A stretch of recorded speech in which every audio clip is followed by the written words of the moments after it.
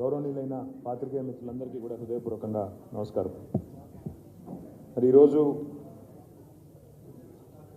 తెలంగాణ రాష్ట్రంలో కొత్తగా ఏర్పడ్డ ప్రభుత్వం ఏదైతే ఉన్నదో ఉద్దేశపూర్వకంగా బీఆర్ఎస్ పార్టీని గత 10 సంవత్సరాల కేసీఆర్ గారి నాయకత్వంలోని పరిపాలనను బదనాం చేసే విధంగా ప్రజల్లో అపోహలు అనుమానాలు సృష్టించే విధంగా కొంత ప్రయత్నం నిన్న మొన్న తాత్కాలికంగా బురద జల్లడానికి చేసిన విషయం మీకు తెలిసిందే.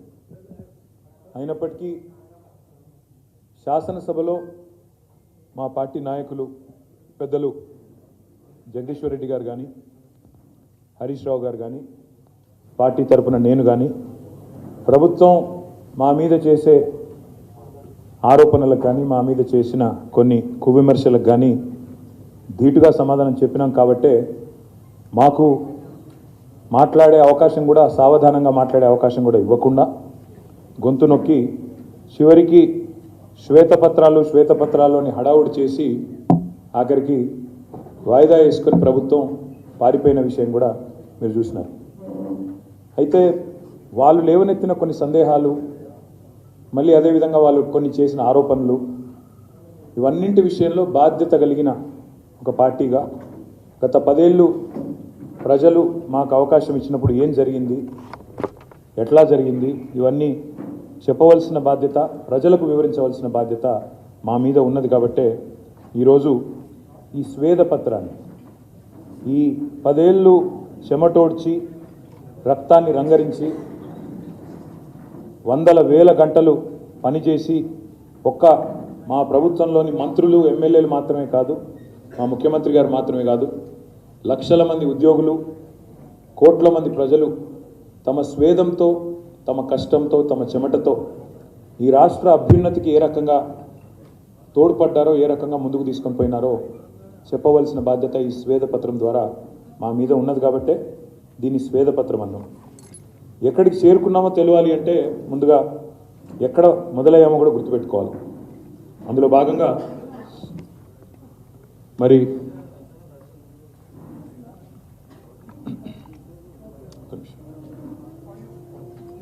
ఒక్క నిమిషం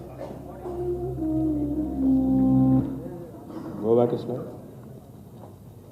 స్లైడ్స్ ఎవరి దగ్గర ఒక స్లైడ్ వెనక్కి go to the first slide. ఎక్కడికి చేరుకున్నామో తెలవాలి అంటే ఎక్కడ మొదలయ్యామో గుర్తుపెట్టుకోవాలంటారు. అందుకే ఒక మాటలో చెప్పాలి అంటే విధ్వంసం నుంచి వికాసం వైపు, సంక్షోభం నుంచి సమృద్ధి వైపు జరిగిన ఈ ప్రయాణం కొత్త రాష్ట్రంలో గత 10 ఏళ్ల ప్రగతి ప్రస్థానం ఏదైతే ఉందో భారతదేశ చరిత్రలోనే ఒక రకంగా చెప్పాలంటే ఇది ఒక సువర్ణ అధ్యాయం. 60 ఏళ్ల సమైక్య పాలన, 60 ఏళ్లలో జరిగిన జీవన విధ్వంసం ఒకవైపు అయితే, మరి నేరపూరితమైన నిర్లక్ష్యంతో, క్రిమినల్ నెగ్లిజెన్స్తో ఉద్దేశపూర్వకమైన నిర్లక్ష్యంతో మన రాష్ట్రాన్ని నాశనం చేసే ప్రయత్నం, జీవన విధ్వంసం చేసే ప్రయత్నం ఆనాటి అప్పటి పాలకులు, అది కాంగ్రెస్ వారు కావచ్చు, ఇతరులు కావచ్చు, వారి వివక్ష వల్ల శిథిలమైన ప్రాంతం, పూర్తి స్థాయిలో పక్షపాతంతో చిక్కిశల్యమైన ప్రాంతం మన తెలంగాణ.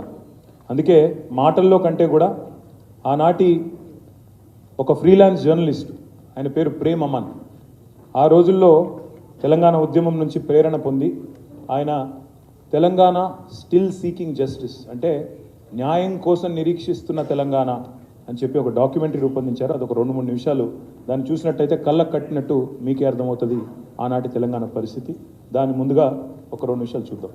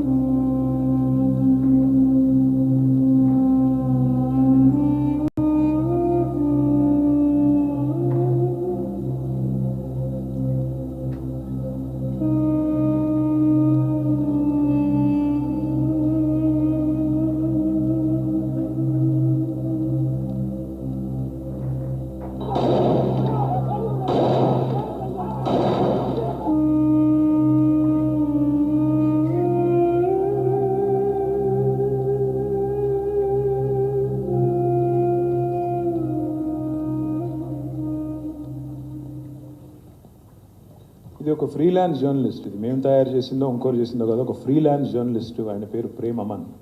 ఆయన తెలంగాణ యొక్క స్థితిగతులను ఇంకోరు చేసిందో కదా, ఒక ఫ్రీలాన్స్ జర్నలిస్ట్. ఆయన పేరు ప్రేమ్ అమన్. ఆయన తెలంగాణ యొక్క స్థితిగతులను అధ్యయనం చేస్తూ ఆనాడు ఈ క్లుప్తంగా, అది 30-40 నిమిషాల నిడివి కలిగిన డాక్యుమెంటరీ, కానీ క్లుప్తంగా చూపెడితే ఇది అల్టిమేట్గా కరువులు, కాటకాలు, కల్లోలిత ప్రాంతము, పోలీసు కాల్పులు, వలసలు, ఆత్మహత్యలు, తాగునీరు లేదు, సాగునీరు లేదు, కరెంటు లేదు, ఉద్యోగాలు రావు, ఉద్దేశపూర్వక ఒక నేరపూరితమైన నిర్లక్ష్యం, విల్ఫుల్ క్రిమినల్ నెగ్లిజెన్స్తో ఆనాటి పాలకులు మరి ఎటు చూసినా క్షమించరాని జీవన విధ్వంసానికి పాల్పడ్డారు. ఆఖరికి పాడి పశువులను కూడా కబేలాలకు తరలించే దుస్థితి, వివక్ష, పక్షపాతం, అదేవిధంగా సమైక్య పాలకులకు తొత్తులుగా ఇక్కడ ఉండే తెలంగాణ కాంగ్రెస్ నాయకులు డూడు బసవన్నల మాదిరిగా వాళ్ళు ఏం చెప్తే వీళ్ళు అక్కడ దానికి తల ఊపుతూ తొత్తులుగా మారిన పరిస్థితి. ఆనాటి కాకతీయ రాజులు నిర్మించిన చెరువుల మీద తీవ్రమైన నిర్లక్ష్యం, గ్రామీణ ప్రాంతాలకు ఆయువు పట్టు లాంటి చిన్ననీటి వనరులకు తీరని అన్యాయం, గ్రామాల్లో బోర్లు వేసి బొక్కబోర్లపడ్డ వ్యవసాయం, చివరికి 54 బోర్లు వేసిన రామరెడ్డి గారు, ఆయన పేరే మూషంపల్లిలో నల్గొండ జిల్లాలో బోర్ల రామరెడ్డిగా పేరుపడ్డ దుస్థితి, అడవుల క్షీణించడం వల్ల, అడవుల క్షీణత వల్ల పూర్తిగా పడిపోయిన వర్షపాతం, 900 మిల్లీమీటర్లు నీళ్లు వర్షం పడే తెలంగాణలో ఆనాడు అడవులు క్షీణించడం వల్ల చివరికి వర్షపాతం కూడా కరువై వర్షాభావ పరిస్థితులు, కరువు పరిస్థితులు నెలకొనున్న పరిస్థితి. సుభిక్షంగా ఆనాడు భారతదేశానికి స్వాతంత్రం వచ్చినప్పుడు సుభిక్షంగా ఉన్న తెలంగాణ సమైక్య పాలనలో పూర్తి స్థాయి సంక్షోభం వైపు మళ్ళింది. ఈ భయంకరమైన జీవన విధ్వంసం మిగిల్చిన చేదు జ్ఞాపకాలు ఎన్నో. తెలంగాణ అంటేనే నెర్రెలు బారిన నేలలు, నెత్తురు గారిన నేలలు అన్నట్టుగా మా నాయకుడు కేసీఆర్ గారు ఆనాడు ఉద్యమ సమయంలో చెప్పేది, తెలంగాణ బతుకంటేనే బొంబాయి, దుబాయి, బొగ్గుబాయి అనే ఒక తీవ్రమైన మరి వలసలు, తీవ్రమైన క్షోభిత పరిస్థితి తప్ప ఇంకోటి లేదు. మహబూబ్ నగర్ జిల్లా భారతదేశం మొత్తంలోనే మరి వెనుకబడ్డ జిల్లాలు ఎక్కడున్నాయి భారతదేశంలో అంటే అగ్రభాగాన ఉండేది మన తెలంగాణలోని మహబూబ్ నగర్ జిల్లా ఒకటి. ఒక్క పాలమూరు జిల్లా నుంచే 14 లక్షల మంది ప్రతి సంవత్సరం వలసలు పోయే దుస్థితి, వేల సంఖ్యలో ఆత్మహత్యలు, రైతులు కానీ ఇతరులు కానీ ఆత్మహత్యలు, ఆకలి చావులు, ఇవన్నీ కూడా యావత్ భారతదేశం సాక్షిగా చూసిన కఠోర సత్యాలు. నేనేదో ఇప్పుడు నా కల్పన కాదు, నా ఊహ కాదు. ఒక మాట దయచేసి ఇక్కడ మిత్రులందరూ, ప్రెస్ మిత్రులందరూ ఉన్నారు, మిమ్మల్ని నేను కోరుతా ఉన్నా. తెలంగాణ రాష్ట్రం ఏర్పడ్డ నాడు 2014 జూన్ 2 నాడు తెలంగాణలో 10 జిల్లాలు ఉండేది. 10 జిల్లాల్లో తెలంగాణలో హైదరాబాద్ మినహా మిగతా 9 జిల్లాలు backward reason areas. Backward reason అంటే బ్యాక్వర్డ్ రీజన్ గ్రాంట్ ఫండ్స్ వచ్చేది, BRGF గ్రాంట్స్ వచ్చేది. అంటే ఒక రాష్ట్రంలో 10 జిల్లాలు ఉంటే అందులో 9 జిల్లాలు ఏర్పడ్డ నాడు ఎట్లాంటి సంక్షుభిత పరిస్థితి ఉండేనో దాన్ని బట్టే చెప్పవచ్చు. Next slide. ఇక చెప్తూ పోతే 1-2 కాదు. ఇప్పుడు నేను చెప్పినట్టు వనరులు విధ్వంసం, చివరికి ఫ్లోరోసిస్ లాంటి వ్యాధితో ఆ తమ్ముడు అంశాల స్వామి అనే తమ్ముడిని జలసాధన పోరాటం చేసిన దుశ్చర్ల సత్యనారాయణ గారు తీసుకుపోయి ఆఖరికి ప్రధానమంత్రి వాజ్పేయి గారి టేబుల్ మీద పండుకోబెట్టిన సమస్య పరిష్కారం కానీ ధైర్యం, మరి 10 కిలోమీటర్లు నడుస్తూ నీళ్లు తెచ్చుకునే దయనీయమైన పరిస్థితి, బొంబాయికి వలసపోయే దుస్థితి, నెర్రెలు బారిన నేలలు, చెబుతూ పోతే పగలని గుండె లేదు, మరి చెదరని కళ లేదు, చెదరని స్వప్నం లేదు, తడవని కళ్ళు లేవు అంటే అతిశయోక్తి కాదు. ఒక్క నల్లగొండ జిల్లాలో, నల్లగొండ అదేవిధంగా ఇతర జిల్లాల్లో ఫ్లోరోసిస్ దెబ్బకు 2 లక్షల మంది, ఒకరు కాదు ఇద్దరు కాదు 2 లక్షల మంది చివరికి వలసపోయే దుస్థితి, మానవరహిత జిల్లాగా, మానవరహిత ప్రాంతంగా నల్లగొండ జిల్లా మారిపోతుంది అని ఆఖరికి వరల్డ్ హెల్త్ ఆర్గనైజేషనే చివరికి చెప్పే దుస్థితి వచ్చింది ఆనాటి తెలంగాణకు. Next slide. మరి ఆ రోజు కవులు, కళాకారులు, జర్నలిస్టులు, రచయితలు ఎంతోమంది గలమెత్తినారు, పాటలు రాసినారు. మిత్ర రాసిండు ఆనాడు పాట, ప్రముఖమైన పాట, పల్లె పల్లెనా పల్లేర్లు మొలిచే పాలమూరులోనా అంటూ పాలమూరు గోసను తన గాత్రం రూపంలో, తన పాట రూపంలో మిత్రా చెప్పిన. అదేవిధంగా మా గోరేటి ఎంకన్న సేతాన మేడుందిరా తెలంగాణ సేలన్ని బీలాయరా అంటూ ఆనాడు గలం విప్పిన. మరి ఎన్నడూ కూడా దాని గురించి మాట్లాడిన ఒక్క నాయకుడు తెలంగాణ కాంగ్రెస్ నాయకుడు కానీ తెలంగాణలోని ఇతర నాయకులు కానీ ఎన్నడూ కూడా పట్టించుకోలేదు. చివరికి సదాశివుడు గారు మా ఆదిలాబాద్ జిల్లా సాహిత్య అకాడమీ అవార్డు విన్నరు. వారు కూడా కవి, వారు కూడా రాసినారు, తలాపున పారుతుంది గోదారి మన చేను మన చెలుక ఎడారి. అంటే ఆదిలాబాద్ నుంచి పాలమూరు దాకా, అక్కడి నుంచి ఇక్కడ దాకా కూడా ఏ కవిని, ఏ గాయకుడిని, ఏ సాహితీవేత్తను, ఏ జర్నలిస్టును, ఏ ప్రజా సంఘాల నాయకుడిని అడిగినా వాళ్ళు ఆనాడు తెలంగాణ యొక్క దయనీయమైన పరిస్థితిని కళ్ళకు కట్టొచ్చినట్టు చూపిన పరిస్థితి.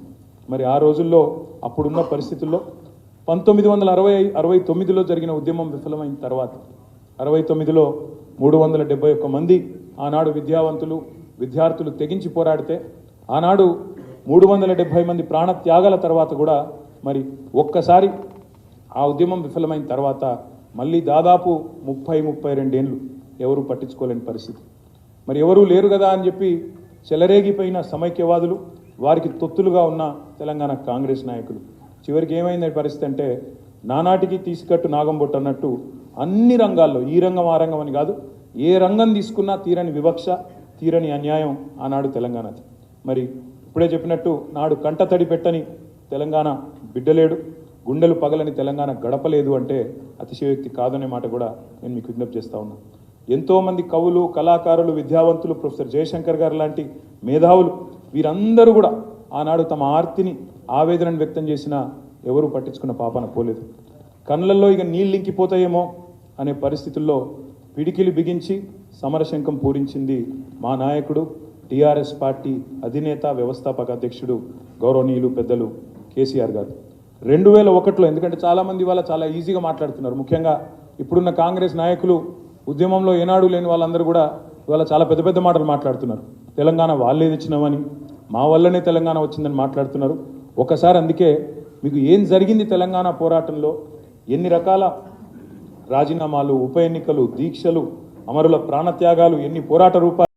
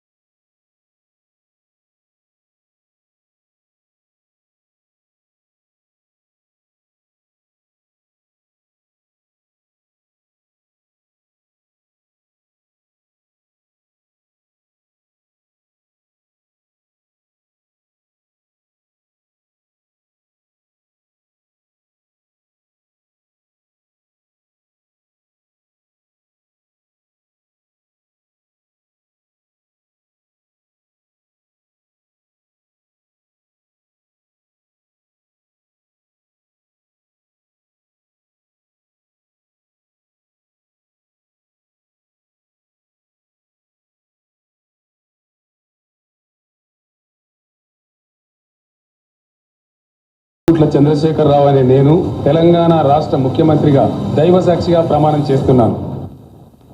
ఉద్యమంలో ఆనాడు విరిగిన లాఠీలకు లెక్కలేదు, నిండిన జైళ్లకు లెక్కలేదు, పేలిన తూటాలకు లెక్కలేదు. ఇవాళ మాట్లాడుతున్నారు కొంతమంది నిర్బంధమని, నియంతృత్వమని.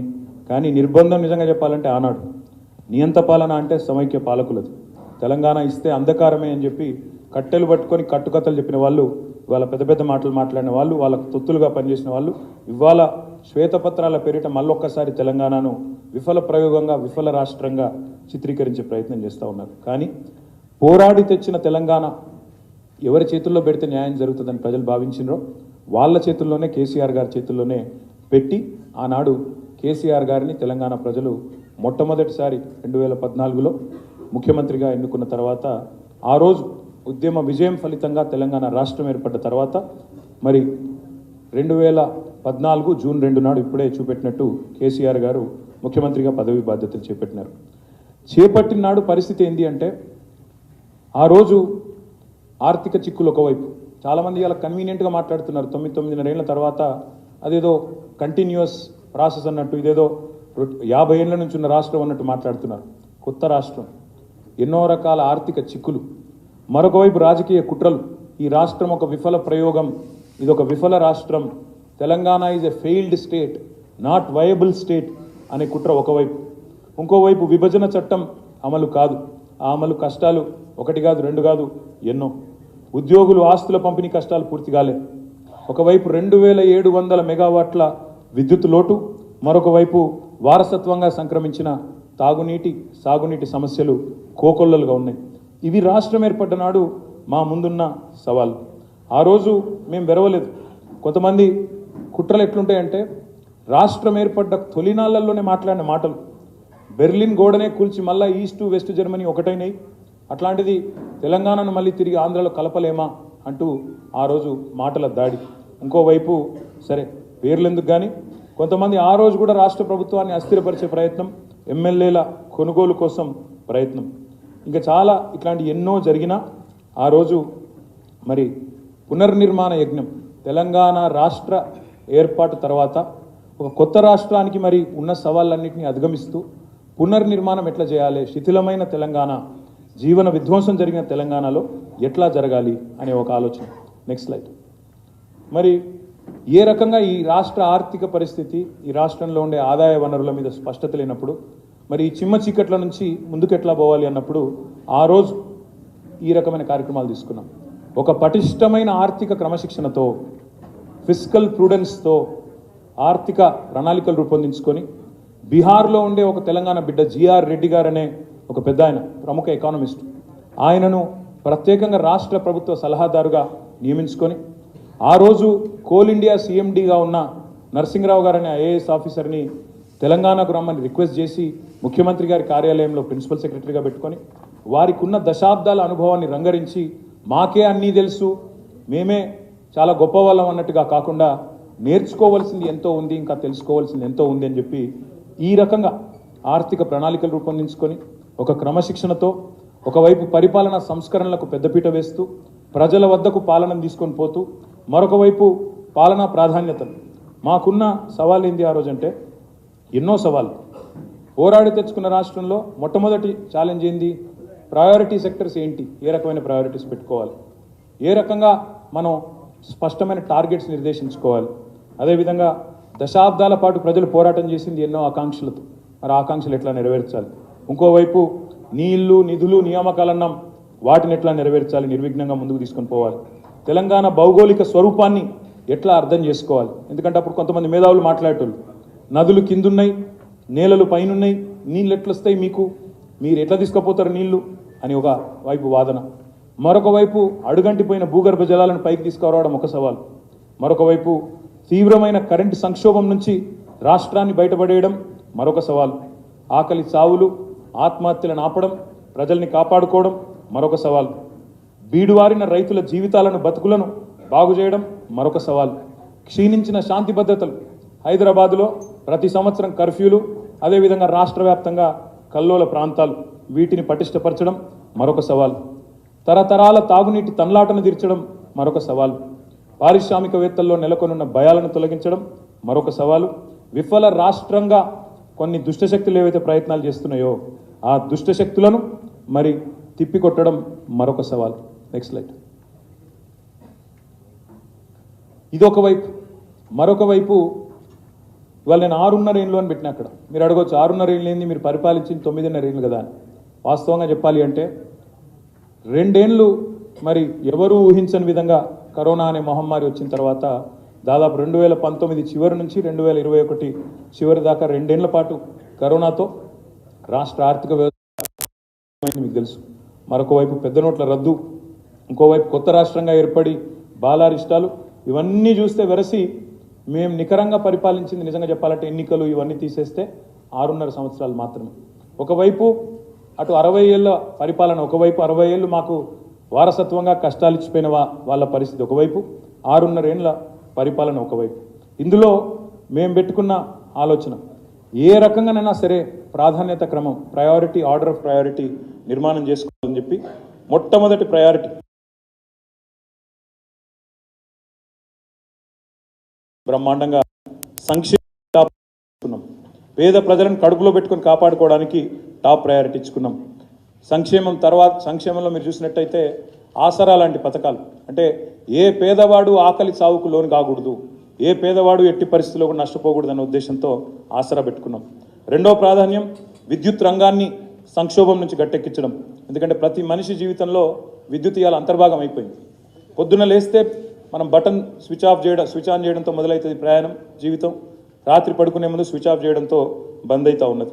అందుకే దినచర్యలో అంతర్భాగంగా మారిపోయిన విద్యుత్ రంగాన్ని, మంచినీళ్ళ నుంచి సాగునీటి వరకు అన్నింటికీ కీలకమైన విద్యుత్ రంగాన్ని బయటేసేది రెండో ప్రాధాన్యంగా తీసుకున్నాం. మూడో ప్రాధాన్యం మరి వ్యవసాయ రంగాన్ని సంక్షోభం నుంచి బయటేయాలా. లక్షలాది మంది రైతులు ఏ ఆశించైతే సాగునీరు ఆశించి, కరెంటు ఆశించి, మరి సపోర్ట్ ఆశించి తెలంగాణ కోసం పోరాటం చేసినారో వాళ్లకు అండగా నిలబడడం, ఆత్మహత్యలు ఆపడం, వలస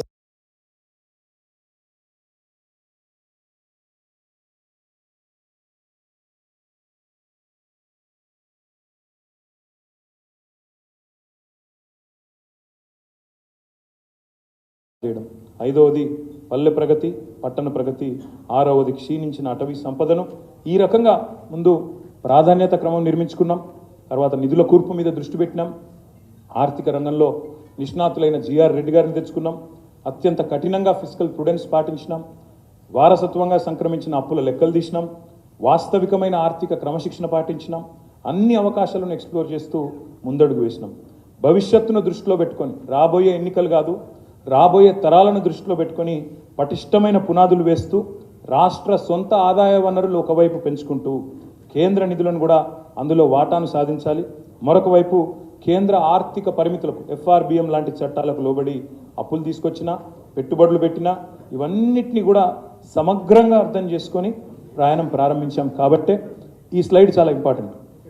ఇది మీరు చూసినట్టయితే ఒక్క మాటలో తెలంగాణ ఎక్కడి నుంచి ఎక్కడికి పోయిందో చెప్పవచ్చు మీరు. 2013-14లో తెలంగాణ తలసరి ఆదాయం పర్ క్యాపిటల్ ఇన్కమ్ 1,12,162 రూపాయలు మాత్రమే. కానీ మేము దిగిపోయే నాటికి, మేము ప్రభుత్వాన్ని కాంగ్రెస్ పార్టీకి అప్పచెప్పే నాటికి భారతదేశంలోనే నెంబర్ 1 స్టేట్ పర్ క్యాపిటల్ తెలంగాణగా చేసి 3,17,115 రూపాయలతో వారికి అప్పచెప్పినాం. GSDP తీసుకుంటే, గ్రాస్ స్టేట్ డొమెస్టిక్ ప్రోడక్ట్ తీసుకుంటే 2013-14లో 4,51,000 కోట్లు మేము దిగిపోయే నాటికి. మధ్యలో కరోనా వచ్చినా, GST వచ్చినా, డిమానిటైజేషన్ వచ్చినా, ఇంకా ఎన్ని అవాంతరాలు వచ్చినా మరి దాదాపు 13,27,000 కోట్లకు తీసుకుపోయి భారతదేశంలోనే ఫాస్టెస్ట్ గ్రోయింగ్ స్టేట్గా RBIతో కితాబు అందుకొని బ్రహ్మాండంగా GSDPని కూడా 13,27,000 కోట్లకు పెంచినాం. అన్నింటికి మించి ఇది ప్రామాణికం. పర్ క్యాపిటల్ ఎంత పెరిగింది, GSDP ఎంత పెరిగింది అనేది ఒకవైపు లెక్క ఉంటే, మరొక వైపు రాష్ట్రంలో పేదరికం ఎంత తగ్గింది, ఇది నా లెక్క కాదు. NFHS, national family health and survey అనుకుంటా, subject to correction. NFHS data ప్రకారం తెలంగాణ ఏర్పడే నాటికి పేదరికం, అండ్ ఈ పేదరికం కూడా మల్టీ డైమెన్షనల్ పావర్టీ అంటారు దీన్ని. మల్టీ డైమెన్షనల్, బహుముఖ పేదరికం 21.92, అంటే దాదాపు 22% పేదలున్న తెలంగాణలో 22% పేదలున్న తెలంగాణను ఇవాళ మేము దిగిపోయే నాటికి కేవలం 5.8% తగ్గించి గణనీయంగా భారతదేశంలో ఎక్కడా లేనంత పురోగతి సాధించిన రాష్ట్రం తెలంగాణ అని చెప్పి గర్వంగా ఇవాళ నేను మీ ముందు చెప్తా ఉన్నాను. అందుకే చెప్తా ఉన్నాను, Telangana is the most successful state of India in the first decade of it's formation. అదేవిధంగా ఎన్నో ఉన్నాయి ప్రశంసలు, అవార్డులు, కొత్త విద్యుత్ విధానాలు, కొత్త వ్యవసాయ విధానం, తాగునీటి విధానం, కొత్త సాగునీటి విధానం, పరిపాలనలో సంస్కరణలు, కొత్త చట్టాలు. దేశానికే దిక్సూచిగా పాలనలో మారింది తెలంగాణ. దేశానికే తెలంగాణ ఆచరిస్తుంది, దేశం అనుసరిస్తుంది అనే స్థాయికి తెలంగాణ మరి చేరుకున్న విషయం కూడా నేను మీకు గుర్తు చేస్తా ఉన్నాను. ఇక్కడ మిత్రులు, ఇక్కడ ఒక మాట మీకు నేను చెప్పాలి. ఇంతకుముందు నేను అన్నాను ప్రశంసలు ఎన్నో వచ్చినాయి అన్నాను. మీకు ఒక్క మాట ఇక్కడ చెప్పాలి. ఎన్ని ప్రశంసలు వచ్చినాయంటే స్వయంగా నీతి ఆయోగ్ వచ్చి రికమెండ్ చేసింది కేంద్ర ప్రభుత్వానికి. మీరు మిషన్ భగీరథ అనేది చాలా మంచి కార్యక్రమం, దీనికి ఒక 19,000 కోట్లు ఇవ్వండి అని నీతి ఆయోగ్ వచ్చి సిఫారసు చేస్తుంది. మిషన్ కాకతీయ చాలా మంచి కార్యక్రమం, దానికి ఒక 5,000 కోట్లు ఇవ్వండి, రెండింటికి కలిపి 24,000 కోట్లు ఇవ్వండి అని కేంద్ర ప్రభుత్వానికి స్వయంగా నీతి ఆయోగ్ సిఫారసు చేస్తుంది.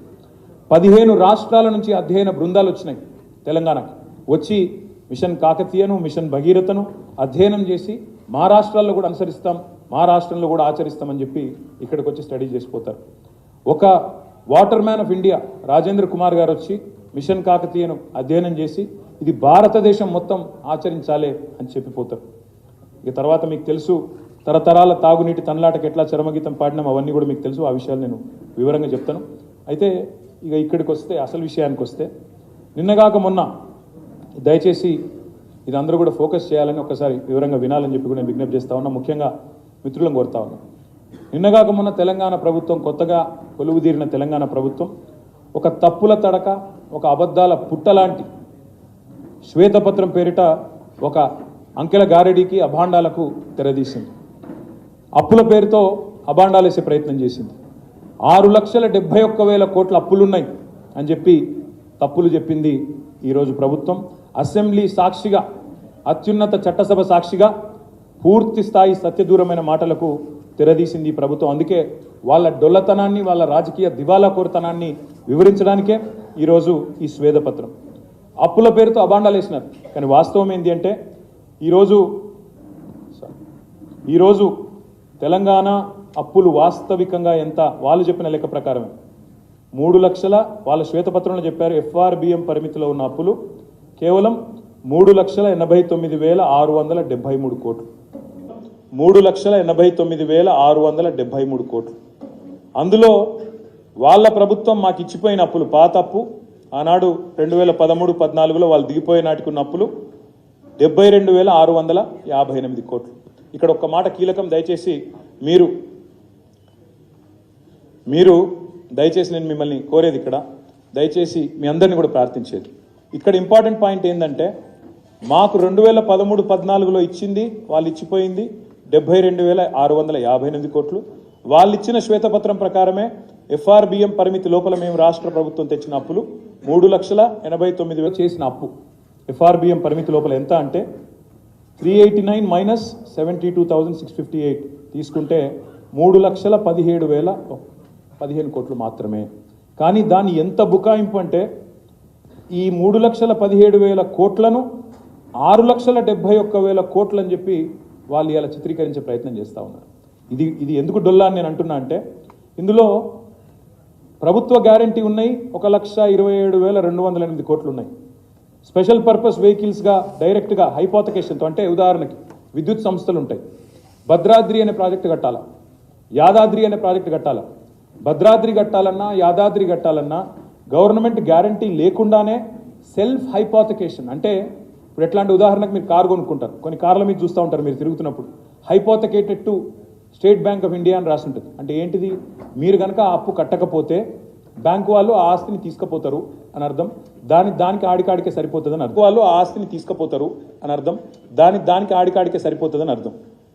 ప్రభుత్వ గ్యారంటీ ఉన్నవి 1,27,000 కోట్లు అయితే, ప్రభుత్వ హామీ లేని రుణాలు 59,000 కోట్లు అయితే, స్పెషల్ పర్పస్ వెహికల్స్ 1,18,557 కోట్లు అయితే, ఈ మూడింటిని కూడా కలిపి ఈ 389కి కలిపి మొత్తం 6,71,000 కోట్లుగా చూపెట్టే ప్రయత్నం, ఒక దివాలాకోరు ప్రయత్నం ఈ ప్రభుత్వం చేస్తూ ఉంది. నేను రాష్ట్ర ప్రజలకు చెప్పేది ఏమంటే, మేము మొన్న డిసెంబర్ 3 నాడు దిగిపోయే నాటికి రాష్ట్రం మీద ఉన్న మేము తీసుకొచ్చిన నిధుల కూర్పు మొత్తం కలిపితే కేవలం 3,17,015 కోట్లు మాత్రమే.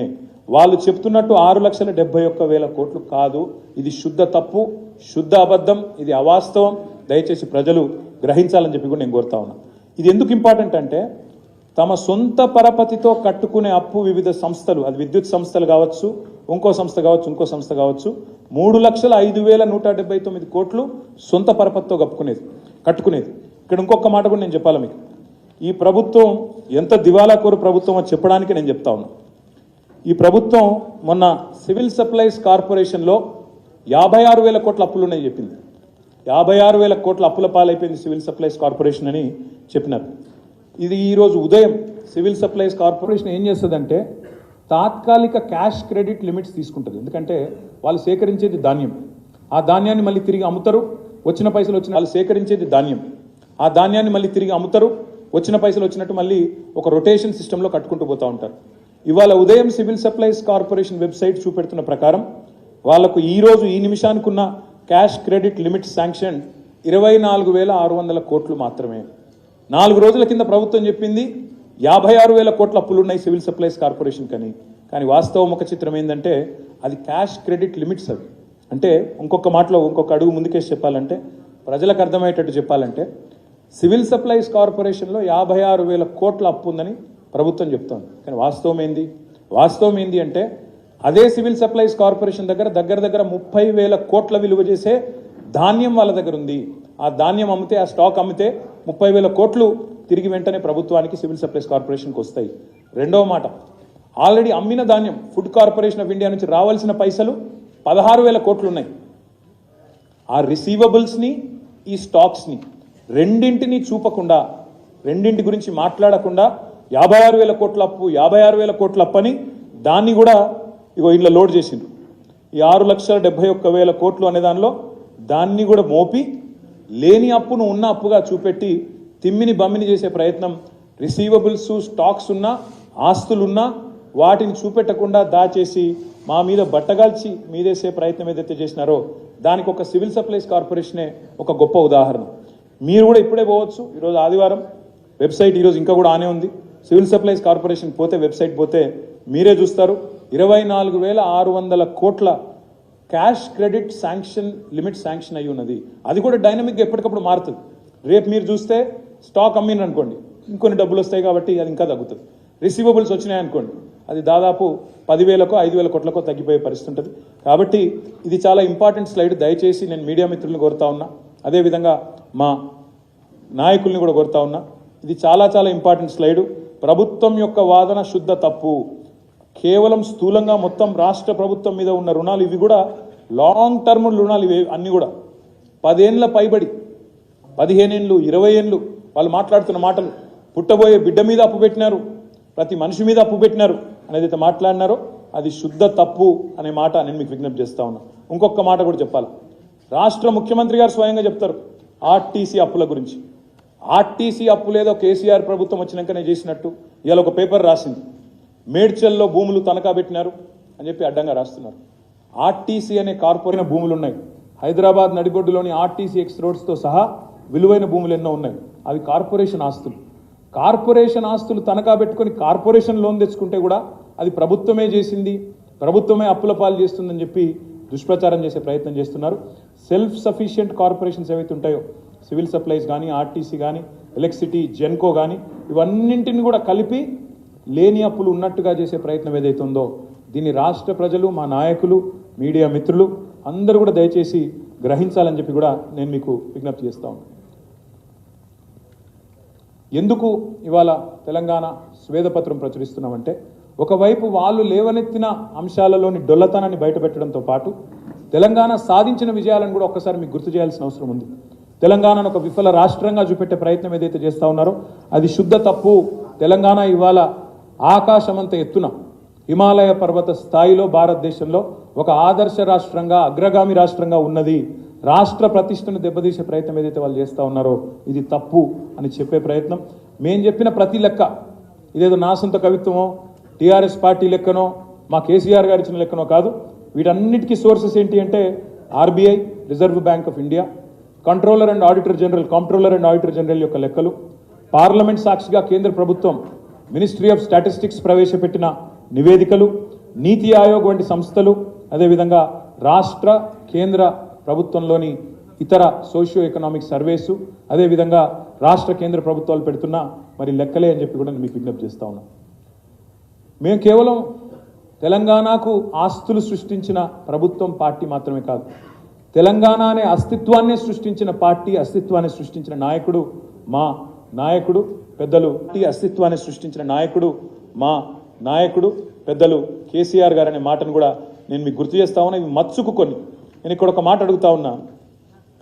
అక్కడ మీరు చూస్తున్నారు ఆకాశమంత ఎత్తున భారతదేశంలో కాదు ప్రపంచంలోనే అతి పెద్దదైన 125 అడుగుల సమున్నత ఒక దళితుల ఆత్మగౌరవానికి రాష్ట్రంలోని అణగారిన వర్గాల ఆత్మగౌరవానికి ప్రతీకగా నిలబడ్డ డాక్టర్ బాబాసాహెబ్ బిఆర్ అంబేద్కర్ గారు. ఈ ఆస్తికి ఎట్లా విలువ కడతారు మీరు? దాన్ని ఎట్లా కొలుస్తారు? ఏ లెక్కన కొలుస్తారు? ఎన్నో ఉన్నాయి. కానీ ఇక్కడ ఒక్క మాట కూడా మీకు చెప్పాలా, వాళ్ళు ఎంత దుర్మార్గం అంటే 60 ఏళ్ళ ఖర్చు వాళ్ళ శ్వేతపత్రంలో చూపెట్టింది. 60 ఏళ్లలో వాళ్ళ లెక్క ప్రకారమే, ప్రభుత్వ లెక్కల ప్రకారమే 4,98,000 కోట్లు ఖర్చు పెట్టినాం 60 ఏళ్లలో తెలంగాణ మీద అని చెప్పి జనాభా ఆధారంగా గంపగుత్తగా 41.68% ఆఫ్ ద టోటల్ బడ్జెట్ మీకు ఖర్చు పెట్టినామని చెప్పి వాళ్ళు చెప్తారు. ఇక్కడ మేధావులు, విఘ్నులు మీరు ఎవరైనా సరే తెలంగాణ ఉద్యమంలో పాల్గొన్నవారైతే మీకు తెలుస్తుంది, మీకు యాదుకుంటుంది. ఆనాడు 56లో తెలంగాణ ఆంధ్ర ఒక రాష్ట్రమైనప్పుడు, ఉమ్మడి రాష్ట్రమైనప్పుడు మొదటి మాట తెలంగాణ ఆంధ్ర పెద్ద మనుషుల ఒప్పందంలోని మొదటి మాట ఏంటంటే తెలంగాణలోని ఆదాయం తెలంగాణలోనే ఖర్చు పెట్టాలి. తెలంగాణలోని ఆదాయం ఎక్కడైతే ఇదైతే ఉత్పత్తి అవుతుందో అది ఇక్కడే ఖర్చు పెట్టాలి అనేది మొట్టమొదటి కండిషన్ ఆ రోజు. మరి ఆ లెక్కన తీసుకుంటే ఆ ఆదాయం ఇక్కడ ఖర్చు కాలేదు, ఆంధ్రాకు మల్లుతుందని చెప్పే ఆనాడు 68లో ఉద్యమం వచ్చింది. ఉద్యమం వస్తే అప్పటి ప్రభుత్వం, అప్పటి ఉమ్మడి ఆంధ్రప్రదేశ్ ప్రభుత్వం ఒక కమిటీ వేసింది. ఆ కమిటీ పేరు లలిత్ కమిటీ, జస్టిస్ లలిత్ గారు, సరే ఆయన కాంట్రోలర్ అండ్ ఆడిటర్ జనరల్ ఆయన లలిత్ కుమార్ కమిటీ.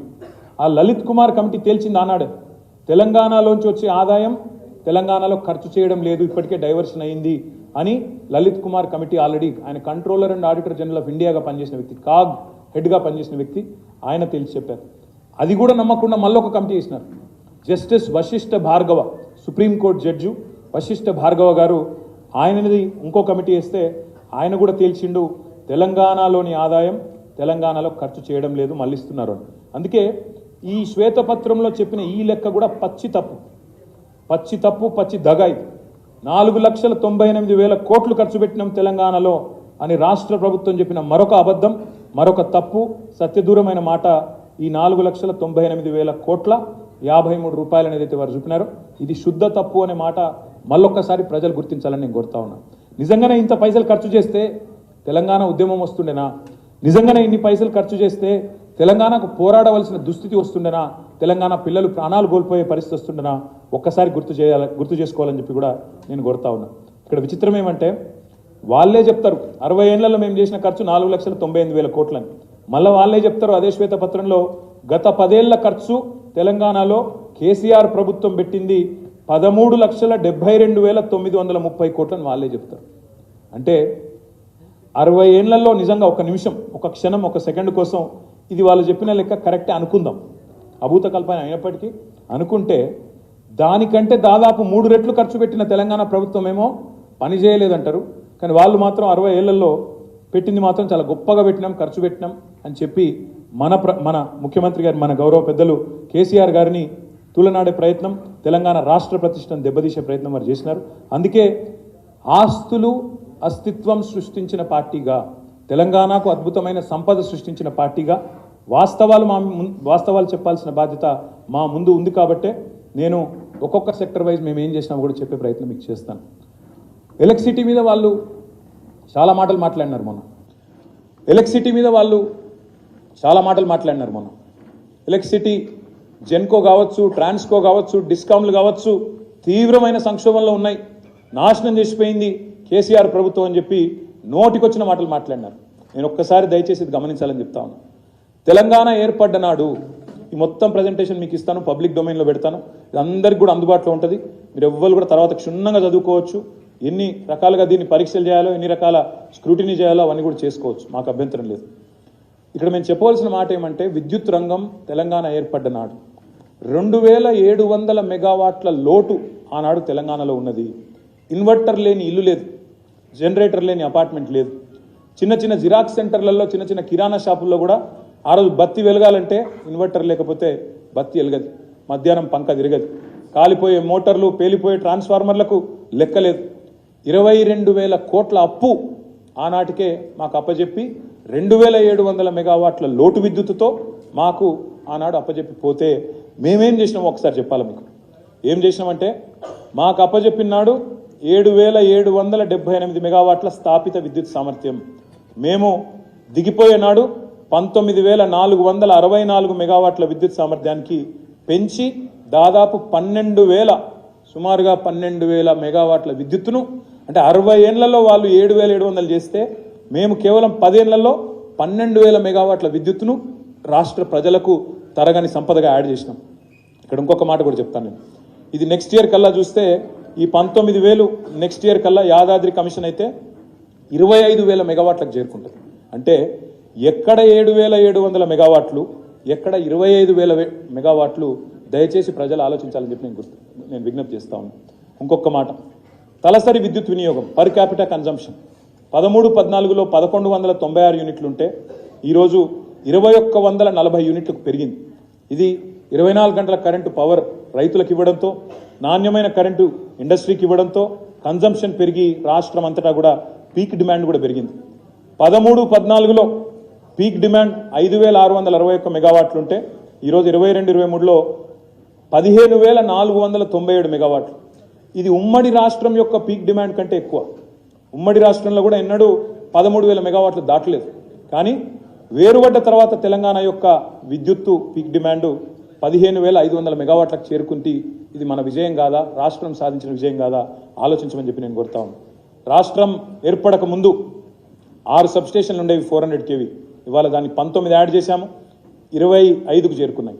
220 ఆనాడు 51 ఉంటే 52 యాడ్ చేసినాము, 103కు చేరుకున్నది. 132 ఆనాడు 176 ఉంటే దాదాపు ఇంకో 80 దాకా యాడ్ చేశాము, 250కి చేరుకున్నాయి. 33 kV సబ్స్టేషన్లు 2138 ఉంటే దాదాపు మరొక 1100 యాడ్ చేయడంతో 3200 సబ్స్టేషన్లకు చేరుకున్నాయి. వ్యవసాయ మోటార్ కనెక్షన్లు 19 లక్షల ఆనాడు ఉంటే 28 లక్షలకు చేరుకున్నాయి. మన ముఖ్యమంత్రి గారు చాలా అమాయకంగా అడుగుతున్నాడు, మరి కాళేశ్వరం నీళ్ళు వస్తే, కాలువల ద్వారా నీళ్ళు వస్తే ఎందుకు మోటార్ కనెక్షన్లు పెరిగినాయని అడుగుతున్నాడు. భూగర్భ జలాలు పెరిగితే రైతులు ఎక్కడికక్కడ బ్రహ్మాండంగా ఉచిత విద్యుత్ ఇస్తుంటే, 24 గంటల విద్యుత్ ఇస్తుంటే, నాకు అక్కడ బటన్ నొత్తితే నీళ్ళు వస్తుంటే అది వాడుకుంటున్నా ఫ్రీగా, లేకపోతే ఎప్పుడో ఎక్కడి నుంచో వచ్చే కాలువల కోసం ఎదురు చూపులు చూస్తున్నా అమాయకత్వమా, అజ్ఞానమా మరి ముఖ్యమంత్రి గారిది ఆలోచించుకోవాలని చెప్పి కూడా నేను కోరుతా ఉన్నా. కొత్త కరెంటు లైన్లు, హై టెన్షన్ లైన్లు కొత్తగా 11607 కిలోమీటర్లు ట్రాన్స్మిషన్ లాసెస్ని, డిస్ట్రిబ్యూషన్లో ఉండే ఇబ్బందుల్ని అధిగమించి డిస్కామ్లకు కూడా మన గ్రిడ్ కూడా కనెక్షన్ లేదు, నార్త్ సౌత్ గ్రిడ్ కనెక్షన్ లేకుండే దాన్ని కూడా జోడించి అటు హెచ్టీ లైన్లు కానీ ఎల్టీ లైన్లు అయితే 4,83,000 కిలోమీటర్లు మారుమూల తాండాలకు, మారుమూల గిరిజన గూడాలకు ఇవాళ గర్వంగా చెప్పొచ్చు తెలంగాణలోని ప్రతి బిడ్డ. ఇవాళ తెలంగాణలో ఏ తాండా కానీ ఏ గూడెంలో కానీ కరెంటు లేదు, మాకు ట్రాన్స్మిషన్ లేదు అనే పరిస్థితి లేదు. ఊరికి చివర ఉన్న, మీకు గుర్తుండాలా, ద్రౌపది ముర్ము గారు నిన్నగాక మొన్న ఇక్కడికి వచ్చినారు. మన రాష్ట్రపతి గారు, ద్రౌపది ముర్ము గారి సొంత ఊరు ఒడిస్సాలో ఉంది. ఒడిస్సాలో శ్రీమతి ద్రౌపది ముర్ము గారు రాష్ట్రపతి అయ్యేదాకా ఆమె ఊరికి, ఆమె గూడానికి కరెంట్ రాలా. తెలంగాణ పరిస్థితి అట్లా కాదు. కేసీఆర్ ప్రభుత్వంలో ఇవాళ మీరు ఏ తాండాలో ఏ గూడెంలో కూడా మీరు కరెంటు లేని తాండా లేదు, కరెంటు లేని గూడెం లేదు, బత్తి వెలుగని ఇల్లు లేదు. ఇది ధైర్యంగా చెప్పొచ్చు. ఇక్కడ ఒక్క మాట చాలా ఇంపార్టెంట్ మాట, మేము పెట్టిన ఖర్చు ఇవన్నీ చేయడానికి పెట్టిన ఖర్చు 1,37,517 కోట్లు. కానీ మోస్ట్ ఇంపార్టెంట్ ఇవాళ దాని మార్కెట్ వాల్యూ, ఈ పెట్టిన ఖర్చు వల్ల సృష్టించిన అసెట్స్ ఏవైతున్నాయో దాని మార్కెట్ వాల్యూ 6,87,585 కోట్లు. ఒక్క ఎలక్ట్రిసిటీ రంగంలో రాష్ట్రం 6,71,000 కోట్ల అప్పులని వాళ్ళు అంటున్నారే. ఇక ఒక్క ఎలక్ట్రిసిటీలో మేము సృష్టించిన ఆస్తుల యొక్క సంపద ఈరోజు మేము కాంగ్రెస్ ప్రభుత్వం చేతిలో పెట్టింది 6 లక్షలు, కూడా 5 టైమ్స్ ఉంటుంది మార్కెట్ వాల్యూ తీసుకుంటే. మరి 6,87,585 కోట్లు. ఇది వాస్తవం. ఒక్క ఎలక్ట్రిసిటీ డిపార్ట్మెంట్లో మేము సృష్టించిన ఆస్తులే, వాళ్ళు మోపుతున్న నిందలు, వాళ్ళు మాట్లాడుతున్న పనికిమాలిన మాటలు ఏవైతున్నాయో వాటికి సమాధానం అనే మాట కూడా నేను మీకు విజ్ఞప్తి చేస్తా ఉన్నాను. ఇంకొక మాట కూడా ఇక్కడ ఎలక్ట్రిసిటీ విషయంలో మీకు చెప్పాలి. వచ్చే సంవత్సరం డిసెంబర్ నాటికి this Congress government is going to enjoy the fruits of our labour. This Congress government is going to enjoy the fruits of our labour. వాళ్ళు మేము చేసిన కష్టాన్ని, వాళ్ళు విజయాలు వాళ్ళు అందుకోబోతా ఉన్నారు. వాళ్ళు ముఖ్యమంత్రులు వెళ్ళి, మంత్రులు వెళ్ళి ప్రారంభోత్సవాలు చేసుకోవచ్చు, కొబ్బరికాయలు కొట్టవచ్చు, కానీ చేసింది కేసీఆర్ అనే మాట ప్రజలకి తెలుసు, ఈ రాష్ట్రంలోని ప్రతి ఒక్కరికి తెలుసు. 26,000 మెగావాట్లకు దాదాపుగా వచ్చే డిసెంబర్ నాటికి 2024 సంవత్సరం డిసెంబర్ నాటికి విద్యుత్ స్థాపితలు ఎక్కడ 26,000 మెగావాట్లు. దయచేసి మీరు ఆలోచించండి. ఒక భద్రాద్రి 1,080 మెగావాట్ల సామర్థ్యం, యాదాద్రి 4,000 మెగావాట్ల సామర్థ్యం, భూపాలపల్లిలో 600 మెగావాట్ల సామర్థ్యంతో సోలార్లో వాళ్ళు మాకు 70 మెగావాట్లు అప్పజెప్పిపోయినారు 2013-14. కేవలం installed solar capacity was 70 megawatts. ఈరోజు 6,106 మెగావాట్ల స్థాయికి సాంప్రదాయేతర ఇంధన వనరులను కూడా ప్రోత్సహించిన ప్రభుత్వం తెలంగాణ ప్రభుత్వం అనే మాట నేను మీకు విజ్ఞప్తి చేస్తాం. సాగునీటి రంగం కేసీఆర్ గారు, కేసీఆర్ అంటేనే కే అంటే కాలువలు, సి అంటే చెరువులు, ఆర్ అంటే రిజర్వాయర్లను చందాన సాగునీటి ప్రాజెక్టుల మీద మొత్తం మేము పెట్టిన ఖర్చు 1,76,000 కోట్లు. అందులో పెండింగ్ 1,76,000 కోట్లు. అందులో పెండింగ్ ప్రాజెక్టులు ఉండే. ఇక్కడ ఒక చాలా ఇంట్రెస్టింగ్ మాట, మన ఉత్తమ్ కుమార్ రెడ్డి గారు లేచి శాసనసభలో అంటారు, కాళేశ్వరం మీద మీరు 1,00,000 కోట్లు ఖర్చు పెట్టినామన్నారు, 80,000 90,000 ఖర్చు పెట్టినామన్నారు, 1,00,000 ఎకరాలకన్నా నీళ్ళు ఇచ్చిర్రా అంటారు. నేను వారికి గుర్తు చేస్తా ఉన్నా, మీరు మాకు అప్పచెప్పిపోయినాడు పాలమూరు జిల్లాలో, మా చంద్రశేఖర్ రెడ్డి గారు ఇక్కడే ఉన్నారు, పాలమూరు జిల్లాలో కల్వకుర్తి, నెట్టెంపాడు, భీమా, 3 కూడా పెండింగ్ ప్రాజెక్టులుగా ఉండేది, పూర్తి కాల. మాకు అప్పచెప్పినాడు దాదాపు 70-75% పనులు పూర్తయినట్టున్నాయి, లేదా 70% 65% పూర్తయింది. కానీ మా ప్రభుత్వం వచ్చిన తర్వాత చిత్తశుద్ధితో పెండింగ్ ప్రాజెక్టులను రన్నింగ్ ప్రాజెక్టుగా మార్చి ఒక 3,000 కోట్ల రూపాయలు ఖర్చు పెడితే ఇవాళ ఒక్క పాలమూరు జిల్లాలో ఆ మిగిలిన పనులు పూర్తి చేస్తే ఒక్క పాలమూరు జిల్లాలో దాదాపు కొత్తగా 6 లక్షల ఎకరాలకు నీళ్ళు ఇచ్చింది మా ప్రభుత్వం. రేపటి రోజు నన్ను ఎందుకు చెప్తా ఉన్నా ఈ మాట అంటే, ఇప్పుడు మేము కాళేశ్వరం మొత్తం సిస్టమ్ అంతా బిల్డ్ చేసినాం. ఎక్కడ హెడ్ ఉంది, ఎక్కడ టెయిల్ ఉంది మీకు తెలుసు. కాళేశ్వరం మేడిగడ్డ నుంచి మొదలు పెడితే ఇక్కడ కొండపోచమ్మ సాగర్ దాకా మొత్తంగా ప్రాజెక్టు మరి పూర్తి స్థాయిలో నిర్మాణం చేసినాం. మొత్తం ఈ 10 ఏళ్లలో 204 టీఎంసీల రిజర్వాయర్లు, అటు పాలమూరు రంగారెడ్డి, సీతారామ, కాళేశ్వరం 3 కలిపితే 204 టీఎంసీల రిజర్వాయర్ల ఏర్పాటు చేసింది మా ప్రభుత్వం. 204 టీఎంసీలు అంటే ప్రజలకు ఒక అవగాహన ఉండాలి కాబట్టి, మీరందరూ హుస్సేన్ సాగర్ చూసే ఉంటారు. హుస్సేన్ సాగర్ యొక్క కెపాసిటీ 1 టీఎంసీ అంటే 204 హుస్సేన్ సాగర్లను ఇవాళ ఏర్పాటు చేసి ఎక్కడికక్కడ నదులు కిందున్నాయి, నేల పైనుంది, ఎట్లొస్తాయి నీళ్లు అనే వాళ్ళకి సమాధానం చెప్తూ ప్రపంచంలోనే అతిపెద్ద లిఫ్ట్ ఇరిగేషన్ ప్రాజెక్టులు కడుతూ అద్భుతంగా ఈరోజు మొత్తం ఇన్ఫ్రాస్ట్రక్చర్ అంతా వడ్డిచ్చిన విస్తరిలాగా ఇవాళ వాళ్ళ చేతిలో పెట్టినాం. మరి ఈ వడ్డిచ్చిన విస్తారికి మీరు చేయాల్సిందల్లా ఒకటే, దానికి మీరు కాలువలు ఏర్పాటు చేస్తే బ్రహ్మాండంగా పూర్తి స్థాయిలో ఒక నూతనంగా మేము తీసుకున్న ఈ ప్రాజెక్టులతో 50 లక్షల ఎకరాలకు సాగునీళ్లు, ఆయకట్టు స్థిరీకరణ అంటే స్టెబిలైజేషన్ ఆఫ్ ది ఎగ్జిస్టింగ్ ఆయకట్టు. మా ప్రశాంత్ రెడ్డి గారు ఇక్కడే ఉన్నారు. ప్రశాంత్ రెడ్డి గారి జిల్లాలో పక్కనే ఉండే ఆదిలాబాద్ జిల్లా, ప్రశాంత్ రెడ్డి గారి నిజామాబాద్ జిల్లా మధ్యలోనే పోచంపాడు ప్రాజెక్టు, ఎస్ఆర్ఎస్పి ప్రాజెక్టు ఉంటుంది. ఆ ఎస్ఆర్ఎస్పి పైన మహారాష్ట్ర వరుస బ్యారేజీలు కట్టిన తర్వాత ఎస్ఆర్ఎస్పిలోకి నీళ్లు రాకుండా నీళ్లు ఇంకిపోయి గోదావరి ఎండిపోయే పరిస్థితి. ఇవాళ కేసీఆర్ గారి భగీరథ ప్రయత్నంతో కాళేశ్వరం నుంచి నీళ్లు రివర్స్ పంపింగ్ ద్వారా ఒక 1,000 కోట్ల రూపాయలతో రివర్స్ పంపింగ్ చేస్తే ఆయకట్టు మొత్తం ఎస్ఆర్ఎస్పి ఆయకట్టు స్థిరీకరించబడి ఇవాళ టెయిలెండ్, కోదాడ, తుంగతుర్తి, సూర్యాపేట, డోర్నకల్లు, మెహబూబాబాదు, మా పాలకుర్తి, దయాకర్రావు గారు కూడా ఇక్కడే ఉన్నారు, వారందరికీ నీళ్ళు ఇచ్చిన ప్రాజెక్టు కాళేశ్వరం. అట్లాంటి కాళేశ్వరం ప్రాజెక్టును కూడా బట్టగాల్చి మీదేసేటట్టు ఒక బరాజులో ఏదో అయితే, అంత పెద్ద కాళేశ్వరం ప్రాజెక్టులో ఒక్క బరాజులో చిన్న నిర్మాణ లోపం ఉంటే ప్రాజెక్టు మొత్తమే లోపభూయిష్టం అన్నట్టు చూపెట్టే ప్రయత్నం ఏదైతే చేసినారో అది శుద్ధ తప్పు. నేను అందుకే అంటా ఉన్నా, నూతనంగా 50 లక్షల ఎకరాలకు సాగునీళ్లు, ఆయకట్టు స్థిరీకరణ చేయడంతో పాటు వాళ్ళు గనక ఇప్పుడు కాలువలు కట్టుకుంటే, ఈ ప్రభుత్వం ఈ రాబోయే 3 ఏళ్లలో కాలువలు కడితే 30 లక్షల ఎకరాలకు అదనంగా సాగునీరిచ్చి స్థిరీకరించవచ్చు అనే మాట నేను రాష్ట్ర ప్రజలందరికీ కూడా ఈ ప్రజెంటేషన్ ద్వారా, ఈ నివేదిక ద్వారా నేను మీకు విజ్ఞప్తి చేస్తా ఉన్నా. ఇక్కడ అన్నింటికన్నా ముఖ్యమైన మాట, ఎందుకు పెరిగినాయి పంపు సెట్లు అని మన ముఖ్యమంత్రి గారు అంటాడు అసెంబ్లీలో. ఎందుకు పెరిగినాయి? ఉచిత కరెంట్ ఒక దిక్కు, భారతదేశంలోనే అత్యధికంగా భూగర్భ జలాలు పెంచిన ఘనత మా ప్రభుత్వానిది, కేసీఆర్ గారి ప్రభుత్వానిది. మిషన్ కాకతీయ కావచ్చు, అద్భుతంగా అటవీ సంపద పెంచడం కావచ్చు, వర్షపాతం మంచిగా అపారంగా రావడం కావచ్చు, దానివల్ల భారతదేశంలోనే అత్యధికంగా భూగర్భ జలాలు 6 మీటర్లు పెరిగినాయి. ఇంకోవైపు 24 గంటల కరెంట్ ఉంది. కాబట్టి రైతులు సహజంగానే యాడికెల్లో నీళ్లు తెచ్చుకోకుండా తమ పొలంలో తాము మంచిగా బోరేసుకొని, బోరు మందం ఖర్చు పెట్టుకొని ఫ్రీగా కరెంటు, ఫ్రీగా పెట్టుబడి, ఫ్రీగా ధీమాగా వ్యవసాయం చేసుకునే పరిస్థితి ఉన్నప్పుడు తప్పకుండా 18 లక్షలు 19 లక్షల పంపు సెట్లు 27 లక్షలు అవుతాయి. తప్పేమున్నదల్లా? మీ హయాంలో మీరు కాలువల మీద పోయి మోటార్లను, వైర్లు కోసి మోటార్లను ఆనాడు మా ఎస్ఆర్ఎస్పి కాలువల మీద, కాకతీయ కాలువల మీద తన్ని పారేసేది. ఆనాడు రైతులు విద్యుత్ చౌర్యం చేస్తున్నారని చెప్పి మోటార్లు ఎత్తుకపోయి పోలీస్ స్టేషన్లలో పెట్టేది కాంగ్రెస్ ప్రభుత్వం. మేము ఆ తప్పు చేయలేదు. సమృద్ధిగా బ్రహ్మాండంగా నీళ్ళు ఇచ్చినాం. నీళ్ళు ఇవ్వడంతో పాటు అన్నింటికన్నా ముఖ్యం ఈ పని చేసినాం. ఈ ప్రాజెక్టుల మీద పెట్టిన ఖర్చు కేవలం సాగునీటి మీద పెట్టిన ఖర్చే కాదు. హైదరాబాద్ లాంటి మహానగరం రాబోయే 50 ఏళ్ల పాటు డోకా లేకుండా ఇటు సుంకిశాల నుంచి అటు గోదావరి నుంచి కృష్ణా నీళ్లు, గోదావరి నీళ్లు, బ్రహ్మాండమైన తాగునీరు హైదరాబాద్కు కానీ, రాష్ట్రంలోని ప్రతి పట్టణానికి కానీ, ప్రతి పల్లెకు కానీ వాటర్ సెక్యూరిటీ ఇచ్చిన ప్రభుత్వం తెలంగాణ ప్రభుత్వం. దానికి ఎట్లా వెలగడతారు మీరు? ఒక మహిళకు కిలోమీటర్లు పోయి నడుచుకునే అవసరం లేకుండా, ట్యాంకర్ల దగ్గర యుద్ధాలు చేసే అవసరం లేకుండా తమ ఇంటిలో పెట్టిన నల్లాకు, ఆ ఇచ్చిన ధీమాకు ఎట్లా వెలగడతారా సంపదకని చెప్పి కూడా నేను అడుగుతా ఉన్నా. ఇంకొక మాట కూడా మీకు చెప్పాలి. ఇక్కడ చెక్ డ్యామ్లు మీ జీవితంలో నేను ఆలోచన చేయలేదు. మాంజీరా మీద ఒక చెక్ డ్యామ్ కట్టలే, మానేరు మీద ఒక చెక్ డ్యామ్ కట్టలే, మూలవాగు మీద ఒక చెక్ డ్యామ్ కట్టలే, మా మహబూబ్ నగర్ జిల్లాలో ఉండే వాగుల మీద ఎన్నడూ ఒక చెక్ డ్యామ్ కట్టలే. మా ప్రభుత్వం వచ్చిన తర్వాత 4,000 కోట్ల రూపాయలతో చెక్ డ్యామ్ల నిర్మాణానికి కూడా శ్రీకారం చుట్టినాం. ఒక్క సాగునీటి మీద పెట్టిన ఖర్చు ఇది.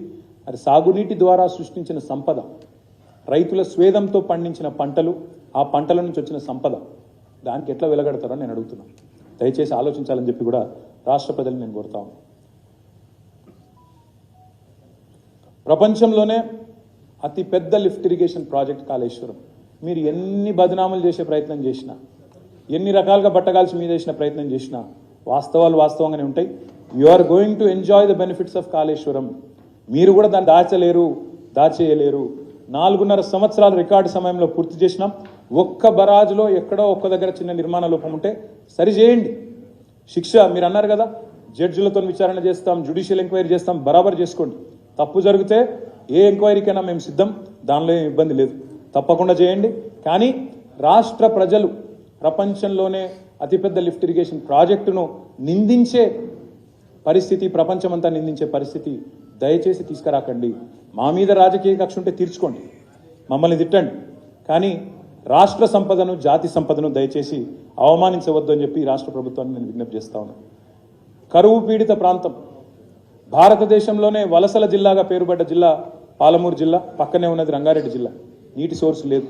ఇవాళ పాలమూరు రంగారెడ్డి జిల్లాలో ఇంత పెద్ద ప్రాజెక్ట్ 26,738 కోట్ల రూపాయలతో 1-2 కాదు, మహబూబ్ నగర్, నారాయణపేట, రంగారెడ్డి, వికారాబాద్, నాగర్ కర్నూలు, నల్లగొండ జిల్లాలు, ఈ అన్ని జిల్లాల్లో దాదాపు 12.5 లక్షల ఎకరాలకు సాగునీరు, అదేవిధంగా 1,226 గ్రామాలకు తాగునీరు, వాటితో పాటు హైదరాబాద్ జంట నగరాలకు 50 ఏళ్ల నీటి భరోసాను, మధ్యలో వచ్చే పరిశ్రమలకు పూర్తి స్థాయి నీరందించే ఒక బృహత్తరమైన ప్రాజెక్టు పాలమూరు. దాన్ని మేము ప్రారంభించినాం. మొదటి పంపు మా ముఖ్యమంత్రి గారు కొల్లాపూర్ పోయి మరీ ప్రారంభించినారు. నేను ఈ ప్రభుత్వాన్ని విజ్ఞప్తి చేస్తా ఉన్నాం, కంప్లీట్ చేయండి. చేసి రంగారెడ్డికి మేము ఆల్రెడీ 90% పనులు పూర్తి చేసినాం. మీరు మిగతా 10% పూర్తి చేయండి, ఖర్చు పెట్టండి, కాలువలు కట్టండి, రంగారెడ్డికి, పాలమూరుకి నీళ్ళు ఇచ్చి ఆ నీళ్లు మీరు నెత్తిమీద జల్లుకొని మేమే చేసినామని చెప్పుకోండి, మాకు అభ్యంతరం లేదు. కానీ ప్రాజెక్టులను బదనాం చేయకండి. పెట్టిన శ్రమను, చిందించిన చెమటను దాన్ని చిన్నగా చేసి చూపకండి అని చెప్పి ఈ ప్రభుత్వానికి నేను విజ్ఞప్తి చేస్తాను. సీతారామ ప్రాజెక్టు ఖమ్మం జిల్లాలో దాదాపు 10 లక్షల ఎకరాలకు నీళ్ళు ఇచ్చే ప్రాజెక్టు 8,827 కోట్లు ఖర్చు పెట్టినాం. ఖమ్మం మొత్తం సస్యశ్యామలం చేయొచ్చు. కృష్ణలో, గోదావరిలో రెండింట్లో కొంత వాటా ఉండే ఖమ్మం జిల్లాలో ఈ సీతారామ ద్వారా అటు కృష్ణా ఆయకట్టు స్థిరీకరించబడుతుంది, ఇటు గోదావరి నీళ్లు కూడా సంపూర్ణంగా వచ్చి మొత్తం 10 కాన్స్టిట్యున్సీలు ఉంటే ఖమ్మంలో 10 లక్షల ఎకరాలకు నీళ్ళు ఇచ్చే ప్రాజెక్టు, అద్భుతమైన ప్రాజెక్టు. చెక్ డ్యామ్ల గురించి ఇప్పుడే నేను మీకు చెప్పాను. ఈ చెక్ డ్యామ్లు కట్టడం వల్ల కూడా మిషన్ కాకతీయలో చెరువులు బాగు చేయడం, ఈ చెక్ డ్యామ్లు కట్టడం వల్ల కూడా భూగర్భ జలాలు 6 మీటర్లు పెరిగినాయి. దానికోసం మేము పెట్టిన ఖర్చు 2,314 కోట్లు. మిషన్ కాకతీయలో 21,634 చెరువులను బాగా చేసినాం, 5,465 కోట్లు ఖర్చు పెట్టినాం, 10 లక్షల ఎకరాల ఆయకట్టును స్థిరీకరించినాం. ఒక చెరువు కింద ప్రతి ఊర్లో 100,000 ఎకరాల ఆయకట్టు ఉంటుంది. దాన్ని స్థిరీకరించినాం. ఆ రైతుల్లో భరోసా నింపినాం కాబట్టి ఒకవైపు గ్రౌండ్ వాటర్ పెరిగింది, ఇంకోవైపు వ్యవసాయ విస్తరణ జరిగింది. కల్వకుర్తి, నెట్టెంపాడు, భీమా లాంటి పెండింగ్ ప్రాజెక్టులు ఎన్నో పూర్తి చేసినాం. చెనాక, కొరాటా ఇవాళ ట్రయల్ రన్కు తీసుకొచ్చినాం. మా వేములవాడ నియోజకవర్గంలో ఇవాళ లక్ష్మణనరసింహరావు గారు ఇక్కడే ఉన్నారు. వేములవాడ నియోజకవర్గంలో మల్కపేట రిజర్వాయర్ ట్రయల్ రన్ చేసి పెట్టినాం. అదేవిధంగా పక్కనే ఉండే హుస్నాబాద్లో గౌరవెల్లి ట్రయల్ రన్ కూడా చేసి పెట్టినాం. మీరు పోండి, అధికారికంగా ప్రారంభోత్సవం చేసుకోండి, బ్రహ్మాండంగా నెత్తి మీద నీళ్లు చల్లుకోండి, చెప్పుకోండి మేమే చేసినామని చెప్పుకోండి, మాకు అభ్యంతరం లేదు. కానీ ఈ ప్రాజెక్టులను, ఈ సాగునీటి వనరులను దయచేసి నిందించవద్దు అని చెప్పి ఈ ప్రభుత్వానికి నేను విజ్ఞప్తి చేస్తా ఉన్నాను. తాగునీరు, మీరు రాకముందు తాగునీరే లేదా, మీరు రాకముందు నీళ్ళే లేవా అని మన కించపరుస్తూ హేళన చేస్తూ మాట్లాడినారు. నేను వారికి ఒకటే విజ్ఞప్తి చేస్తా ఉన్నా, మీరున్నప్పుడు కూడా కొన్ని తాగునీటి వనరులు సృష్టించినారు, మేము సృష్టించలేదు అనలేదు. కానీ మీరున్నప్పుడే కదా ఫ్లోరోసిస్ వచ్చింది. గ్రామీణ నీటి సరఫరా మంత్రి నల్లగొండ నుంచే ఉంటాడు. ఫ్లోరోసిస్ కూడా నల్లగొండలో 1,00,000 మందిని ఇబ్బంది పెట్టిన మాట వాస్తవం కాదా? వాస్తవాలను ఎందుకు దాచే ప్రయత్నం చేస్తారు? ఈ మిషన్ భగీరథ అనే ప్రాజెక్టును నీతి ఆయోగ్ మెచ్చుకున్న మాట వాస్తవం కాదా? కేంద్ర ప్రభుత్వం జల్ జీవన్ మిషన్ కి స్ఫూర్తి మిషన్ భగీరథ వాస్తవం కాదా? అట్లాంటి ప్రాజెక్టు కూడా పనిచేయడం లేదు, నిరర్ధకమైన అప్పు, నిరర్ధకమైన ఖర్చు అని మాట్లాడడం భావ్యమేనా? ఇవాళ రాష్ట్రంలోని ఏ మారుమూల తాండా కానీ, ఏ మారుమూల గూడానికి కానీ పోతే అక్కడ ఉండే ఆడబిడ్డలను, అడవి బిడ్డలను అడిగితే మీకు తెలుస్తుంది మిషన్ భగీరథ గొప్పతనం. దయచేసి అర్థం చేసుకోండి. మిషన్ భగీరథ వల్ల కాదా? మంచం బట్టిన మన్యం అనే వార్తలు మాయమైనాయి అంటే మిషన్ భగీరథ పుణ్యం కాదా? ఏజెన్సీలో అంటురోగాలు అనే మాట మాయమైందంటే మిషన్ భగీరథ పుణ్యం కాదా? వాటర్ బాండ్ డిసీజెసే 80% ఉంటాయి. ఆ వాటర్ బాండ్ డిసీజెస్ అన్నీ పోయినాయి అంటే, అవుట్ ఆఫ్ పాకెట్ ఎక్స్పెండిచర్ తగ్గింది ప్రజలకు అంటే దానికి కారణం ఈ 37,000 కోట్ల రూపాయలతో చేపట్టిన మిషన్ భగీరథ కాదా? మిషన్ భగీరథలో మేము చేసిన ఇన్వెస్ట్మెంట్ ద్వారా ఇవాళ 58 లక్షల ఇండ్లకు నల్లాల ద్వారా నీళ్ళు ఇస్తా ఉన్నాం. 19,233 ట్యాంకులు కట్టినాం గ్రామాల్లో. ఇది కాదంటారా మీరు? కనబడతలేవా? ఇవాళ ఎక్కడ పోయినా మిషన్ భగీరథ ట్యాంకులు కనబడతాయి. మీరు చూస్తే 1,25,000 కిలోమీటర్ల పైప్ లైన్లు వేసినాం. భూమిని 3 సార్లు చుట్టొచ్చేయన్ని పైప్ లైన్, 1,25,000 కిలోమీటర్ల పైప్ లైన్లు వేసినాం. 1,255 సర్వీస్ రిజర్వాయర్లు నిర్మాణం చేసినాం. 54 వాటర్ ట్రీట్మెంట్ ప్లాంట్స్ నిర్మాణం చేసినాం. ఇది రాష్ట్ర ప్రజలకు తరగని సంపద కాదా? రాబోయే 30-35 ఏళ్ళు నిర్విఘ్నంగా ఇంటింటికి నిలిచే ప్రాజెక్టును కూడా నిందిస్తారా అని చెప్పి నేను అడుగుతా ఉన్నాను. ఫ్లోరైడ్ నల్లగొండ లాంటి జిల్లాలో సరే ఇవాళ మాకు అక్కడ ఒకటే సీట్ రావచ్చు, కానీ వాస్తవాలు వాస్తవాలే కదా.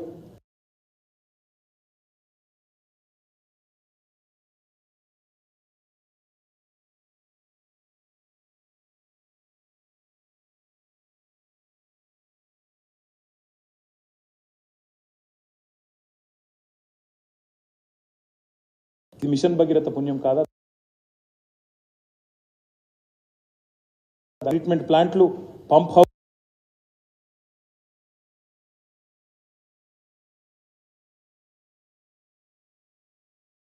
చిరస్మరణీయమైన ఆస్తులు కావా? దీన్ని కూడా తప్పుపడతారా? దీనికి కూడా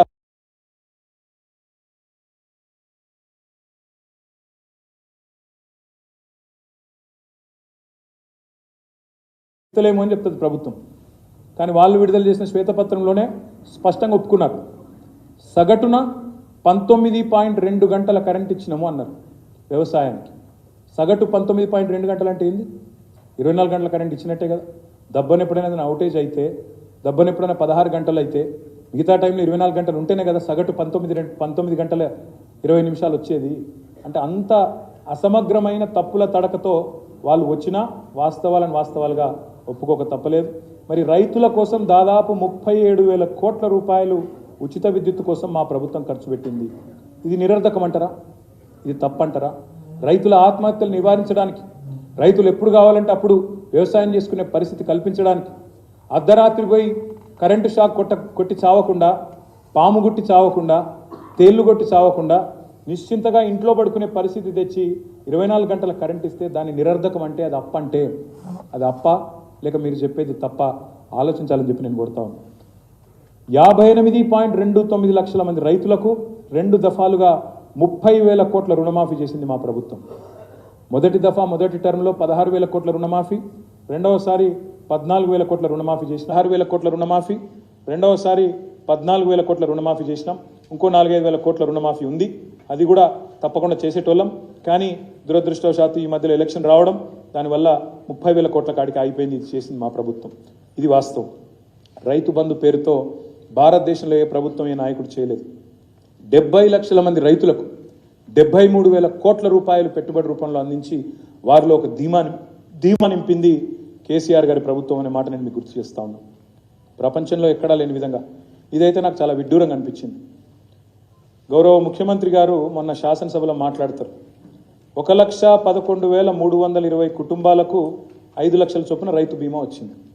గౌరవ ముఖ్యమంత్రి గారు ఏమంటారు తెలుసా, మొన్న శాసనసభలో ఆయనను ఎట్లా అర్థం చేసుకోవాలో నాకైతే అర్థం కాదు. ఈ 1,11,000 మంది ఆత్మహత్యలు చేసుకున్నారంటాడు ఆయన. రైతుల ఆత్మహత్యలు జరిగినాయి అంటాడు. సహజ మరణాలకు కూడా ఏ రకంగా మరణించిన రైతు ఆ కుటుంబం రోడ్డు మీద పడద్దని చెప్పి రాష్ట్రంలోని 40 లక్షల మందికి మేము రైతు బీమా చేస్తే అందులో సహజ మరణాలే దాదాపు 99.9% ఉండి 1,11,000 కుటుంబాలకు ఇన్ని పైసలు వస్తే దీన్ని రాష్ట్ర ముఖ్యమంత్రి ఎట్లా వక్రీకరిస్తాడంటే, ఎంత తప్పుల తడక అంటే వాళ్ళ నివేదిక, దీన్ని పట్టుకొని 1,11,000 ఆత్మహత్యలు జరిగినాయని మాట్లాడతాడు. ఇది వాళ్ళ పరిజ్ఞానం, ఇది వాళ్ళ తెలివితేటలు. ఇట్లాంటి ముఖ్యమంత్రిని, ఇట్లాంటి ప్రభుత్వాన్ని నేను ఏమనాలి, ఎట్లా నిందించాలా, మీరు ఎట్లా దీన్ని అర్థం చేసుకోవాలా, రాష్ట్ర ప్రజలు, రాష్ట్రంలోని రైతులు మీరే ఆలోచించాలని చెప్పి నేను కోరుతా ఉన్నాను. ఈ ఒక్క మాటలో చెప్పాలంటే తెలంగాణలో ఏం జరిగింది అంటే, 9 ఏళ్లలో మా ప్రభుత్వం మేము కొనుగోలు చేసింది గింత రైతుల నుంచి. సివిల్ సప్లైస్ కార్పొరేషన్ అప్పులు అంటారు కానీ మరి గింత కొనుగోలు చేసినామనే మాట మాత్రం చెప్పరు. 1,34,000 కోట్ల 768 కోట్ల రూపాయలు విలువ చేసే ధాన్యం కొనుగోలు చేసినాం. ఇతర పంట, ఇదేమో వరి, ఇతర పంటలు దాదాపు 11,500 కోట్లు, జొన్నలు కానీ మా ఆర్మూరు ప్రాంతంలో, ఇతర ప్రాంతాల్లో మా జీవన్ రెడ్డి గారు ఇక్కడే ఉన్నారు, జొన్నలు, మొక్కలు అవన్నీ కలుపుకుంటే దాదాపు 1,50,000 కోట్ల విలువ చేసే ధాన్యాన్ని రైతుల నుంచి కొన్న రైతు ప్రభుత్వం మా ప్రభుత్వం అనే మాట నేను మీకు విజ్ఞప్తి చేస్తా ఉన్నాను. ఏం జరిగింది తెలంగాణలో కేసీఆర్ వచ్చినాక? ఇప్పుడు నేను చెప్పిన సాగునీరు, నేను చెప్పిన విద్యుత్తు అన్నింటి వల్ల జరిగింది ఏంటంటే ఇది. సకాలంలో ఎరువులు ఇచ్చినాం, విత్తనాలు ఇచ్చినాం, రాయితీ కింద 1000 కోట్లు ఇచ్చినాం. వ్యవసాయ యాంత్రీకరణ కోసం దాదాపు 1000 కోట్లు, మైక్రో ఇరిగేషన్ కోసం, డ్రిప్ ఇతరత్రా కోసం 2,236 కోట్లు, పంట నష్టపరిహారం భారతదేశంలో ఏ ప్రభుత్వం ఇవ్వలేదు, ఎకరానికి 10,000, ఈ దేశంలోనే రికార్డర్ ఇచ్చింది కేసీఆర్. దానికోసం 1,794 కోట్లు. సివిల్ సప్లైస్ ఇప్పుడే నేను చెప్పిన పెట్టిన ఖర్చు ఇది. గిడ్డంగులు రాష్ట్రంలో మేము వచ్చే నాటికి 4 లక్షల మెట్రిక్ టన్నుల గోదాములు ఉండే. ఘనత వహించిన కాంగ్రెస్ ప్రభుత్వం 50-60 ఏళ్ళు 11 సార్లు అవకాశం ఇస్తే వాళ్ళు కట్టింది గింత 4 లక్షల మెట్రిక్ టన్నులు కట్టిరు గోదాములు. మేము వచ్చినాక దాన్ని 6 రెట్లు పెంచి 25 లక్షల మెట్రిక్ టన్నులకు తీసుకుపోయిన మాట వాస్తవం. రైతులందరూ కలిసి కూర్చునేటట్టు 2,600 రైతు వేదికలు, ఇది రాయపర్తిలో మా మినిస్టర్ గారు, ఆనాటి మినిస్టర్ గారు దయాకర్ రావు గారు కట్టించిన రైతు వేదిక సొంత ఖర్చులతో ఇట్లాంటివి 2,601 కట్టినాం. దానివల్ల ఏమైందంటే ఇవన్నిటి పర్యవసానంగా ఉచిత కరెంటు, రైతుకి ఇచ్చిన పెట్టుబడి, ఇట్లాంటి అన్ని రకాల ఇంటర్వెన్షన్స్ వల్ల జరిగింది ఏంటంటే ఇది. పెరిగిన సాగు ఆ రోజు 2014లో 2 పంటలు కలిపితే 1,31 కోట్లు. మరి ఈరోజు తెలంగాణ 2,68,00,000 ఎకరాలు 2 పంటలు కలిపితే ఇది. ఆనాడు వరి ధాన్యం 2014లో మొత్తం ఉత్పత్తి 68 లక్షల టన్నులు, ఈరోజు 3.5 కోట్ల టన్నులు. ఈ సంపదను దేంతో కొలుస్తారు? ఈ సంపద ఎట్లా కొలుస్తారు? ఈ సంపద ఎట్లా చెప్తారు ప్రజలకి? దయచేసి ఆలోచించాలని చెప్పి నేను కోరుతా ఉన్నాను. తెలంగాణలో అటు పాడితో పాటు, పంటతో పాటు ఇటు పాడి వ్యవసాయ అనుబంధ రంగాలు కూడా అద్భుతంగా పురోగమించినాయి. మా ముదిరాజ్ సోదరులు, మా గంగపుత్ర సోదరులు ప్రభుత్వం తీసుకున్న ఒక్క చర్య వల్ల మేము ఖర్చు పెట్టింది దాదాపు 433 కోట్లు. 2014లో ఆనాడు 2.68 lakh టన్స్ ఉండేది మొత్తం ఫిషరీస్. ఇవాళ భారతదేశంలో number 1 state in inland fisheries Telangana. Number 1 state. ఎందుకు? 433 కోట్లు ఖర్చు చేసినాం.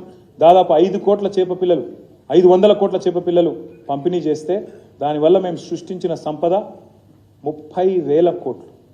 ఇది ఎందుకు చెప్పలే మీరు ఇచ్చిన శ్వేతపత్రంలో? అందుకే నేను అంటున్నా, ఈ శ్వేతపత్రం మా మత్స్యకారులైన ముదిరాజ్ సోదరులు, మా గంగపుత్ర సోదరులు వాళ్ళు సృష్టించిన రాష్ట్ర సంపద ఇది. మా గొల్ల కుర్మ సోదరులు, మా యాదవ సోదరులు, కుర్మ సోదరులు, వాళ్లకు మేము ఒక చిన్న కార్యక్రమం తీసుకొని NCDS ద్వారా మేము ఒక జీవ సంపద పెంచే ప్రయత్నం చేస్తే గొర్రెల 15,000 కోట్ల సంపద మా యాదవ సోదరులు, మా కుర్మ సోదరులు. దీన్ని ఎందుకు చూపెట్టారు మీ శ్వేతపత్రంలో? మా రైతులు సృష్టించిన సంపద 68 లక్షల టన్నుల నుంచి 3.5 కోట్ల టన్నులకు చేరింది. మా పాడి రైతులు సృష్టించిన సంపద 4.2 మిలియన్ టన్నుల నుంచి మరి ఈరోజు 5.8 మిలియన్ టన్నులకు పెరిగింది. మీకు చేతనైతే ఈ పని చేయండి. 2014లో ఆనాడు 27,000 ఎకరాల్లో ఉండేది మరి ఆయిల్ పామ్. మేము దిగిపోయే నాటికి మొన్న 2 లక్షల ఎకరాలకు తీసుకొని పోయినాం. మేము టార్గెట్ పెట్టుకున్నాం 2025 కల్లా 20 లక్షల ఎకరాలకు తీసుకొని పోవాలా ఆయిల్ పామ్ అని చెప్పి. దమ్ముంటే చేత అయితే ఇగో ఈ పని చేయండి, చేసి రాష్ట్ర ప్రజలకు రైతాంగానికి అండగా నిలబడండి.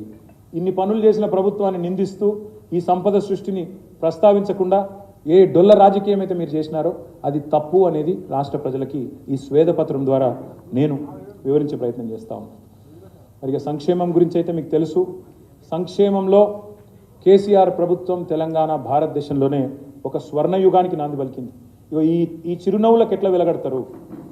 ఈ పెద్ద వయసులో ఉండే ఈ పెద్ద మనుషుల చిరునవ్వులకు ఎట్లా వెలగడతారు? ఈ ఆస్తిని ఎట్లా కొలుస్తారు? దయచేసి మీరు ఆలోచించాలి. మరి ఆసరా పెన్షన్లు మీరు దిగిపోయేనాడు 27 లక్షల మందికి ఇచ్చేది మీరు పెన్షన్లు, అది 200 రూపాయలు. మేము 19 లక్షల మందికి అదనంగా పెన్షన్లు ఇచ్చినాం. మొత్తంగా 61,000 కోట్ల పెన్షన్. ఆడపిల్లలు పెళ్లి చేయాలంటే ఇబ్బంది, ఆడపిల్లల పెళ్లి అంటేనే అప్పులపాలైపోయే పరిస్థితి. అట్లాంటిది 12 లక్షల మంది ఆడబిడ్డల పెళ్లిళ్ళు చేసిన ప్రభుత్వం మా ప్రభుత్వం. 11,743 కోట్లు ఖర్చు పెట్టినాం. నేను రాను బిడ్డో సర్కారు దవాఖానకు అనే పరిస్థితి నుంచి సర్కారు దవాఖానకి పోతా అనే పరిస్థితి తీసుకొచ్చి కేసీఆర్ కిట్లు ఇచ్చి ఇన్స్టిట్యూషనల్ డెలివరీస్ పెంచినాం. మొత్తంగా 1,500 కోట్లు ఖర్చు పెట్టాం. ఎస్సీ, ఎస్టీ, బీసీ, మైనారిటీ అన్ని అణగారిన వర్గాల సంక్షేమం కోసం వేల కోట్ల రూపాయలు ఖర్చు పెట్టినాం. ఇది ఏది కనబడలేదు మీరు మొన్న చెప్పిన శ్వేతపత్రంలో. ఇదేది చెప్పరు మీరు. దళితుల కోసం మీరు మొన్న చెప్పిన శ్వేతపత్రంలో ఇదేది చెప్పరు మీరు. దళితుల కోసం పెట్టిన 92,640 కోట్లు చెప్పరు. ఎస్టీల కోసం పెట్టిన 43,936 కోట్లు చెప్పరు. బీసీల కోసం పెట్టిన 45,000 కోట్లు చెప్పరు. మైనారిటీల కోసం ఖర్చు పెట్టిన 9,166 కోట్లు చెప్పరు. వికలాంగుల కోసం ఖర్చు పెట్టిన 10,300 కోట్లు లేదు. అదేవిధంగా ఇతర చేనేతల కోసం, ఇంకా రజకుల కోసం, నాయి బ్రాహ్మణుల కోసం చేసిన ఖర్చు గురించి రేఖా మాత్రం కూడా ప్రస్తావన లేదు. దళిత గిరిజన సంక్షేమం ఇప్పుడే నేను చెప్పిన. ఇవాళ 125 అడుగుల ఎత్తున్న అంబేద్కర్ విగ్రహాన్ని పెట్టినాము. దాన్ని ఎట్లా కొలుస్తారు? ఇవాళ టీఎస్ ప్రైడ్లో దళిత పారిశ్రామికవేత్తలకు ఇచ్చిన ధీమాని ఎట్లా కొలుస్తారు? సబ్ ప్లాన్లో ఒక నిబంధన పెట్టాం. ఈ సంవత్సరం ఖర్చు కాకపోతే నిధులు వచ్చే సంవత్సరం ఖర్చు చేయాలా, రోల్ ఓవర్ చేయాలని చెప్పాం. భారతదేశంలో ఎక్కడ లేదు. దాన్ని ఎట్లా కొలుస్తారు మీరు? నేను అడుగుతా ఉన్నాను. అదేవిధంగా గిరిజన సంక్షేమం పోడు పట్టాలు ఇచ్చినాం. మన తాండాలు, గూడాలను పంచాయతీలు చేసినాం. స్వయం పాలన తీసుకొచ్చాం. 4 లక్షల ఎకరాల మీద అడవి భూముల మీద హక్కులు ఇచ్చినాం అడవి బిడ్డలకు. నగరం నడిబొడ్డున బంజారా హిల్స్లో ఆదివాసీ భవన్, బంజారా భవనాలు కట్టినాం. జోడన్ ఘాట్లో పోరాట యోధుడు కొమరం భీం పేరు మీద బ్రహ్మాండమైన మ్యూజియం పెట్టినాం. మా గౌరవనీయులు వేణుగోపాల్చారి గారు ఇక్కడే ఉన్నారు. వారికి తెలుసు, సుదీర్ఘకాలం అక్కడ పనిచేసినారు. మైనారిటీ అమ్మాయిలు ఇవాళ ఈ చిరునవ్వులకు ఎట్లా వెలగడతారు మీరు? మైనారిటీ అమ్మాయిలకు చదువులు దూరమైన అనే పరిస్థితి నుంచి ఇవాళ దాదాపు 60,000 మంది మైనారిటీ ఆడపిల్లలు ఇవాళ గవర్నమెంట్ రెసిడెన్షియల్ పాఠశాలల్లో ఒక్కో సంవత్సరానికి 1,20,000 రూపాయలు ఖర్చు పెడుతూ మొత్తం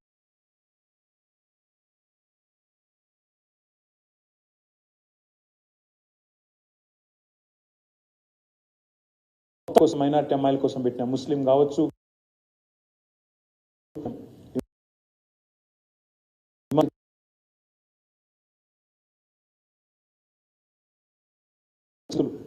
వాటిని ఎట్లా వెలగ ఇక మా ప్రభుత్వం సెంట్రల్ గవర్నమెంట్ ఉద్యోగులు 73%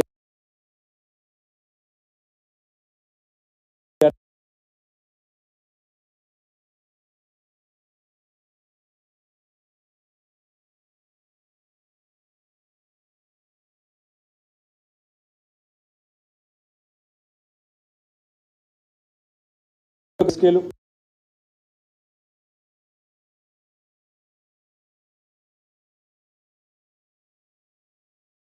ప్రాపగాండాకి ఎక్కువ ప్రాధాన్యత ఇచ్చిందని చెప్పినారు. బాధాకరం ఏంటంటే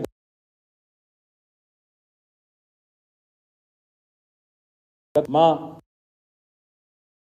తీసుకోలేకపోయినాం. అట్లాంటి పరిస్థితి. ప్రాపగాండా ఎన్నడూ మేము చేయలేదు. మాత్రమే ఖర్చు పెట్టింది, పెన్షన్ల కోసం మాత్రమే ఖర్చు పెట్టింది 3,41,000 కోట్లు అనే మాట నేను విజ్ఞప్తి చేస్తాను. ఇక మీకు తెలుసు మా ప్రభుత్వం ఐటీలో ఏం సాధించింది అంటే 50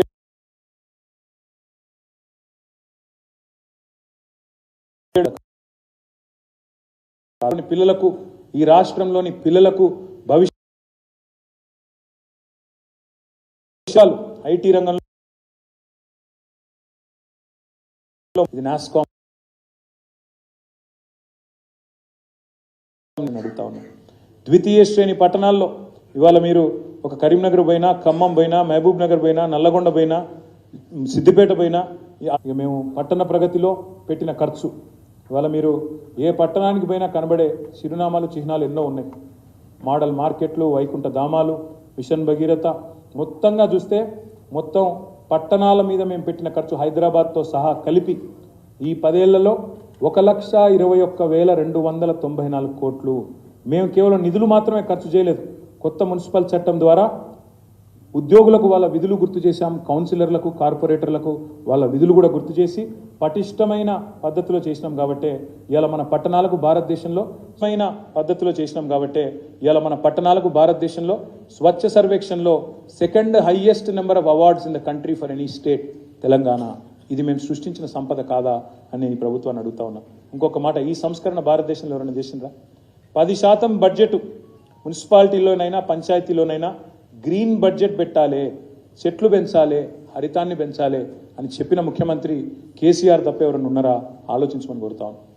హైదరాబాద్ గురించి నేను ప్రత్యేకంగా ఒక మాటలో చెప్పాలంటే ఇవన్నీ చేసినాం. ఎస్ఆర్డిపి కింద 36 పనులు, ఫ్లైఓవర్లు, అండర్ పాస్లు, ఆర్యూబీలు, ఆర్ఓబీలు ఇవన్నీ చేసినాం. ఇంకో 12 కొనసాగుతున్నాయి.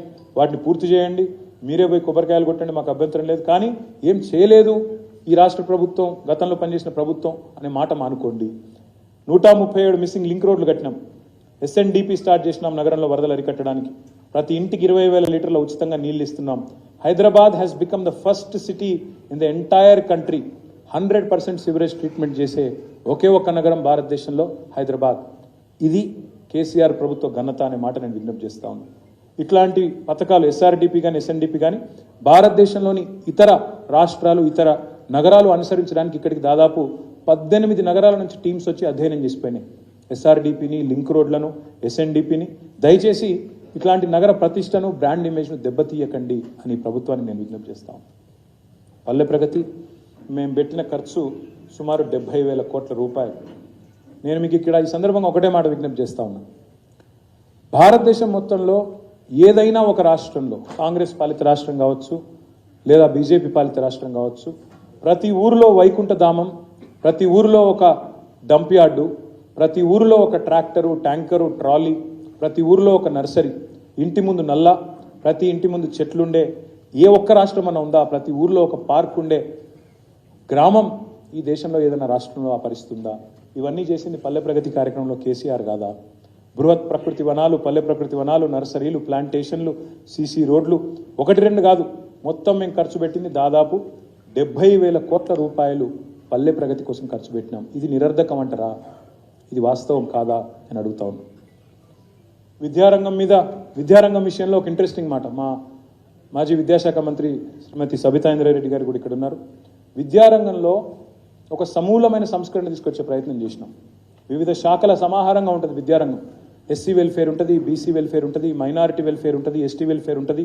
ఆ వెల్ఫేర్ నుంచి కూడా వచ్చిన సంక్షేమ పాఠశాలలు కూడా విద్యలో నిక్షిప్తమై ఉంటాయి. అందుకే 1022 గురుకులాలు, అదేవిధంగా 1005 రెసిడెన్షియల్ జూనియర్ కాలేజీలు, 85 గురుకుల డిగ్రీ కాలేజీలు, అదేవిధంగా మన ఊరు మన బడి పేరుతో ఒక బృహత్తరమైన కార్యక్రమం కేసీఆర్ గారి నాయకత్వంలో, సబితా ఇంద్రారెడ్డి గారి నేతృత్వంలో 7,300 కోట్ల రూపాయలతో మొదలుపెట్టినాం. పూర్తి చేయండి, పూర్తి చేసి కితాబులు మీరే అందుకోండి, మాకు అభ్యంతరం లేదు. కానీ దీన్ని కూడా నిరర్ధకం. మేము దిగిపోయే నాటికి రాష్ట్రంలో ఉన్న మెడికల్ కాలేజీలు మొత్తం, అంటే మీరు గాంధీ మీరు పెట్టలేదు, ఉస్మానియా మీరు కట్టలేదు, మీరు కాకతీయ కూడా నిజానికి ప్రైవేట్ మెడికల్ కాలేజ్గా ప్రారంభమైంది, తర్వాత గవర్నమెంట్ టేక్ ఓవర్ చేసింది. మీరు 60 ఏళ్లలో పెట్టింది 2 ప్రభుత్వ మెడికల్ కాలేజీలు.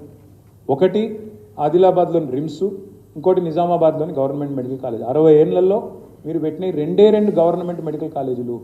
మేము పెట్టినవి 2014 తర్వాత 21 మెడికల్ కాలేజీలు, మేము పెట్టినాయి 2014 తర్వాత 21 కాలేజీలు, మరొక 8 మంజూరైన. రాష్ట్రంలోని విద్యార్థులను, రాష్ట్రంలోని తల్లిదండ్రులను నేను అడుగుతా ఉన్నా, ఈ కొత్తగా పెట్టిన 21 మెడికల్ కాలేజీల్లో రేపు చదువుకోబోయే SC, ST, BC, minority, EBC అమ్మాయిలు, అబ్బాయిలు వాళ్ళు డాక్టర్లు అయిన తర్వాత, వాళ్ళు ఆ సోషియో ఎకనామిక్ ల్యాడర్లో ఆ నిచ్చెన మీద 10 మెట్లు పెరిగిన తర్వాత సృష్టించబోయే సంపద వాళ్ళ మొత్తం 100 ఏళ్ల జీవితం. దాన్ని ఏ కొలమానంతో కొలుస్తారు? ఒకప్పుడు 500 ర్యాంక్ వచ్చినా సీటు రాని విద్యార్థికి ఇవాళ 5000 ర్యాంక్ వచ్చినా సీట్ వచ్చే పరిస్థితి వస్తే దాన్ని ఏ లెక్కన ఆ తృప్తిని కొలుస్తారు? ఆలోచించమని చెప్పి నేను కోరుతా ఉన్నాను. అదేవిధంగా ఇంకా చాలా కొత్త విశ్వవిద్యాలయాలు మా మాజీ మంత్రి గారి నేతృత్వంలో, కేసీఆర్ గారి నాయకత్వంలో కొత్తగా అటవీ విశ్వవిద్యాలయం ఏర్పాటు చేసుకున్నాం, మహిళా విశ్వవిద్యాలయం ఏర్పాటు చేసుకున్నాం. ముందుకు తీసుకొని పోండి, సమర్థవంతంగా నడపండి అని వారిని కోరుతా ఉన్నాం. వైద్య రంగం ఇక్కడ వచ్చిన మార్పు మామూలు మార్పు కాదు. ఇప్పుడే నేను చెప్పినట్టు ఎంబీబీఎస్ సీట్లు ఎంత పెరిగిందో మామూలు మార్పు కాదు. ఇప్పుడే నేను చెప్పినట్టు ఎంబీబీఎస్ సీట్లు ఎంత పెరిగిందో చూడండి. 2850 నుంచి 3515. బెడ్స్ ఎట్లా పెరిగినాయి చూడండి, 17,000 నుంచి 34,000. ఆక్సిజన్ బెడ్లు దాదాపు 30 రెట్లు పెరిగినాయి. హైదరాబాద్కు 4 మూలలా సిద్ధమవుతా ఉన్నాయి Telangana institute of medical science.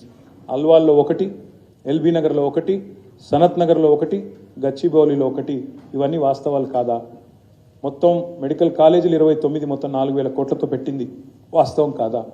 500 పైచిలకు బస్తీ దవాఖానాలు పెట్టింది వాస్తవం కాదా?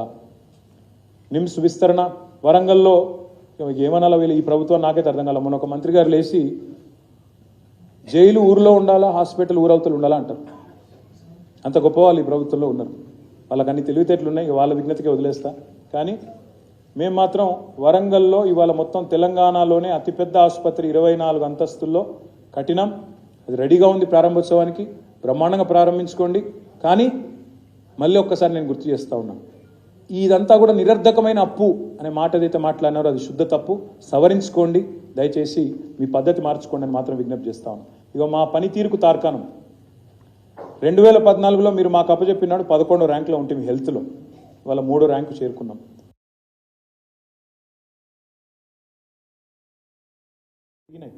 తద్వారా వాళ్ళ తెలంగాణ నీతి ఆయోగ్ ఇండెక్స్లో కూడా 3వ స్థానానికి చేరుకున్న మాట కూడా గుర్తు చేస్తూ ఉన్నా. కంటి వెలుగు లాంటి మానవీయమైన ప్రోగ్రాం తీసుకున్న ముఖ్యమంత్రి కేసీఆర్ గారు 3,14,00,000 మందికి ఉచిత కంటి శిబిరాలు అందిస్తే ఢిల్లీ గవర్నమెంట్, కేరళ గవర్నమెంట్ కూడా అభినందించి మేము కూడా చేస్తాం ఈ పని అని చెప్పిన పరిస్థితి. కాబట్టి దయచేసి ఇట్లాంటి ప్రభుత్వాన్ని, ఇట్లాంటి నాయకత్వాన్ని నిందించే ప్రయత్నం ఎవరు చేసినా మీరే అబాస్ పాలవుతారనే మాట కూడా నేను విజ్ఞప్తి చేస్తా ఉన్నాను.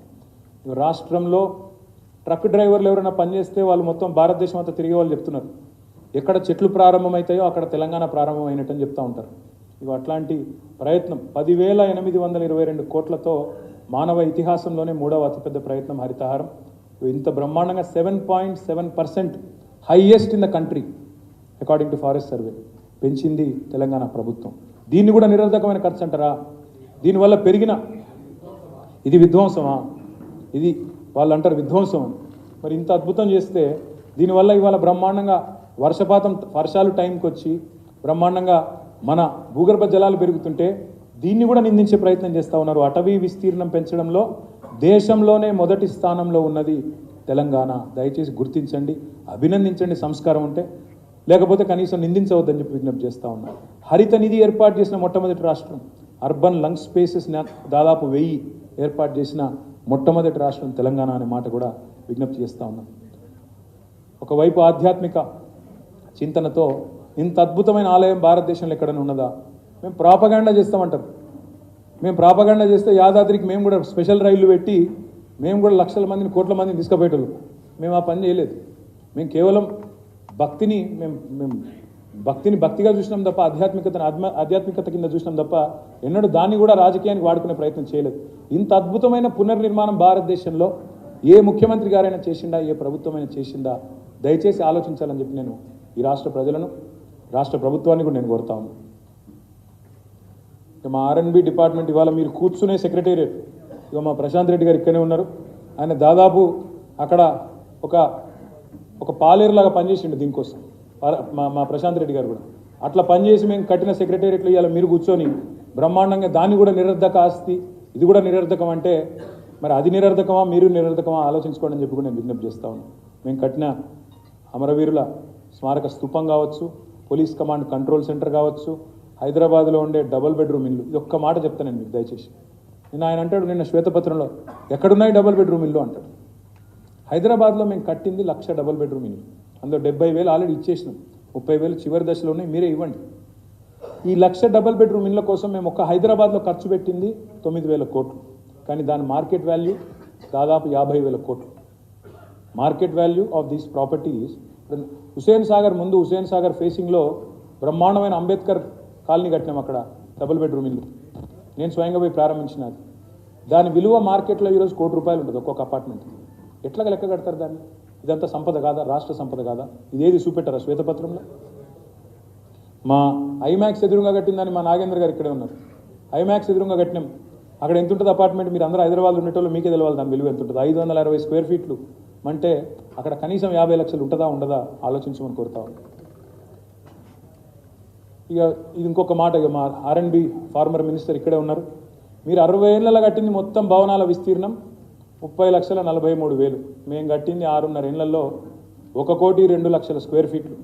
కొత్త కమాండ్ కంట్రోల్ సెంటర్లు, సెక్రటేరియట్లు, బ్రహ్మాండమైన డబుల్ బెడ్రూమ్ ఇల్లు, అదేవిధంగా జిల్లాల్లో ఇంటిగ్రేటెడ్ డిస్ట్రిక్ట్ ఆఫీస్ కాంప్లెక్సెస్, కలెక్టరేట్లు, ఈ లెక్కన మొత్తం కట్టింది ఇగో మేము. మీరు ఇన్ని కడితే 60 ఏళ్ళు అంతా కలిపి ఇగో మేము 6.5 ఏళ్ళలో కట్టింది గింత.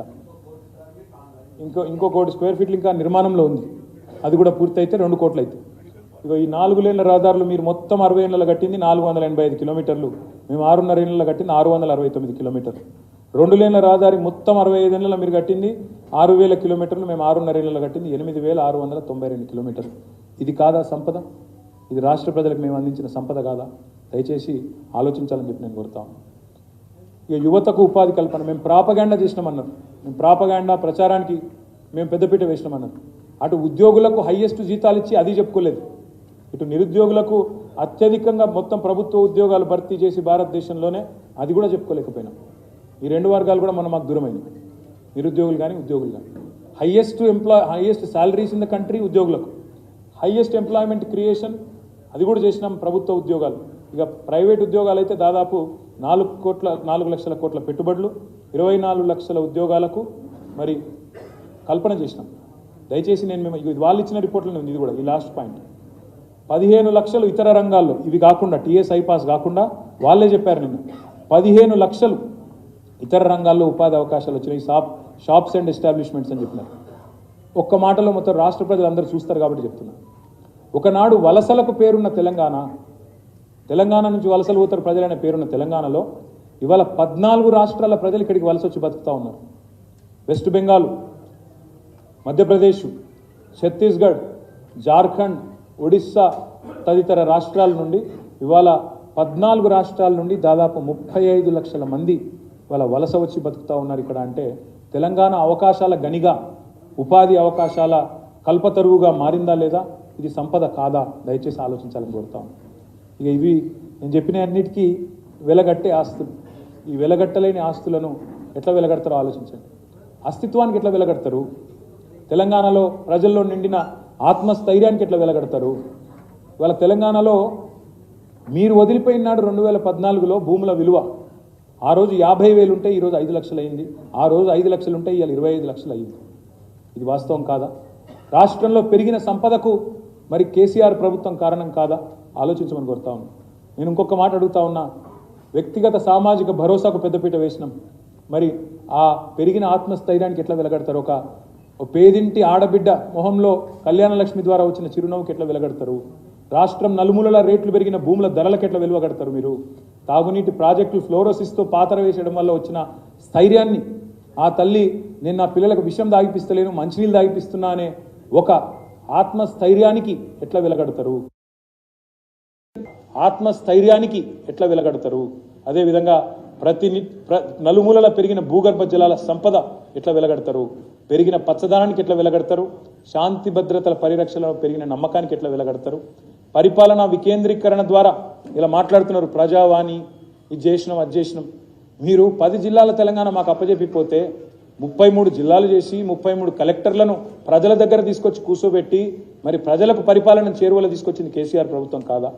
ఆనాడు మా కరీంనగర్ జిల్లాని ఎగ్జాంపుల్గా తీసుకుంటే ఎక్కడ మంతిని మహాదేవ్పూరు, ఎక్కడ కరీంనగర్, ఇలా అక్కడ పోయే అవసరం లేకుండా పెద్దపల్లి తీసుకొచ్చింది కేసీఆర్ కాదా? గంభీరావుపేట నుంచి కరీంనగర్ పోయే దుస్థితి నుంచి, అలంపూర్ నుంచి మహబూబ్ నగర్ పోయే దుస్థితి నుంచి ఇవాళ గద్వాలని జిల్లా చేసింది కేసీఆర్ కాదా? ఇట్లా చెబుతూ పోతే వందల ఉదాహరణలు. మా ఆదిలాబాద్ జిల్లాలో ఎక్కడో చెన్నూరు, ఎక్కడో కాగజ్ నగర్, ఎక్కడి నుంచి ఎక్కడికి పోవాలా? ఆదిలాబాద్ పోవాలా ఒక మూలకి. కానీ ఇవాళ అదే ఆదిలాబాద్లో కుమరంభీం, అస్వాబాద్ జిల్లా, ఒకవైపు మంచిర్యాల జిల్లా, ఒకవైపు నిర్మల్ జిల్లా చేసింది కేసీఆర్ కాదా? ప్రజల వద్దకు పరిపాలన తెచ్చింది కేసీఆర్ కాదా? పెట్టుబడులకు స్వర్గధామం చేసినాం, రాష్ట్రానికి ఆదాయం పెంచినాం, విద్యను ఇవన్నిటిని కూడా భవిష్యత్తును నిర్మాణం చేసినాం. అందుకే నేను అనేది, మా దృష్టిలో ఆస్తులు అంటే నిర్మాణాలే కాదు, ప్రజల్లో పెరిగిన జీవన ప్రమాణాలు. ఆస్తులు అంటే ఇవాళ పెరిగిన రాష్ట్ర ప్రతిష్ట, ప్రతి కుటుంబంలో పెరిగిన ఆత్మవిశ్వాసం, స్వల్పకాలంలోనే రాష్ట్ర సమగ్ర అభివృద్ధి నిజంగా చెప్పాలి అంటే మేము సాధించిన అతిపెద్ద విజయంగా మేము భావిస్తూ ఉన్నాం. నేను ఈ ప్రభుత్వానికి నేను చేసే విజ్ఞప్తుల్లో ఒకటే, సరే మీరు ఎన్ని చెప్పినా ఇంకా చాలా చెప్పవచ్చు, ఈ ఒక్క మాట మాత్రం చెప్తాను. పెట్టిన ఖర్చు కంటే పెరిగిన సంపద 10 రెట్లు పెరిగింది. సాగునీరు, గ్రామాల అభివృద్ధి వలన వాళ్ళ భూముల విలువ, తెలంగాణలో రైతు బంధు అందుకునే మొత్తం ఎక్స్టెంట్ ఎంత అంటే 1,52,00,000 ఎకరాలు అంటే పట్టా భూములు. మరి ఆ పట్టా భూములు ఇవాళ 5 రెట్లు, 6 రెట్లు, 10 రెట్లు పెరిగినాయి సంపద. మొత్తం లెక్క తీద్దామా ఎంత పెరిగిందో? ఎన్ని లక్షల కోట్లను లెక్క కట్టాలి నేను? అదేవిధంగా ఆ 1,52,00,000 ఎకరాల పట్టా భూమి విలువ నాకు తెలిసి కనీసం 5 రెట్లు పెరిగింది, ఇంకా ఎన్నో రెట్లు పెరిగిందని చెప్పొచ్చు. ఇంకొక మాట, ఓవరాల్గా ఏం చేసినాం? ఇగో ఇది చేసినాం. వాళ్ళేమో 6 లక్షలు అప్పు చేసినాం అంటున్నారు. నేను చెప్పేది కూడా సుమారు లెక్కనే, కానీ నాకు తెలిసి దీనికంటే ఇంకా చాలా ఎక్కువ రెట్లు ఎక్కువ ఉంటుంది. నేను అందుకే అంటా ఉన్నా, దేశమంతా తెలంగాణ దిక్కు మళ్ళీ పాలన చేతగాక శ్వేతపత్రం పేరుతో చేతులెత్తేసిన కాంగ్రెస్ ప్రభుత్వం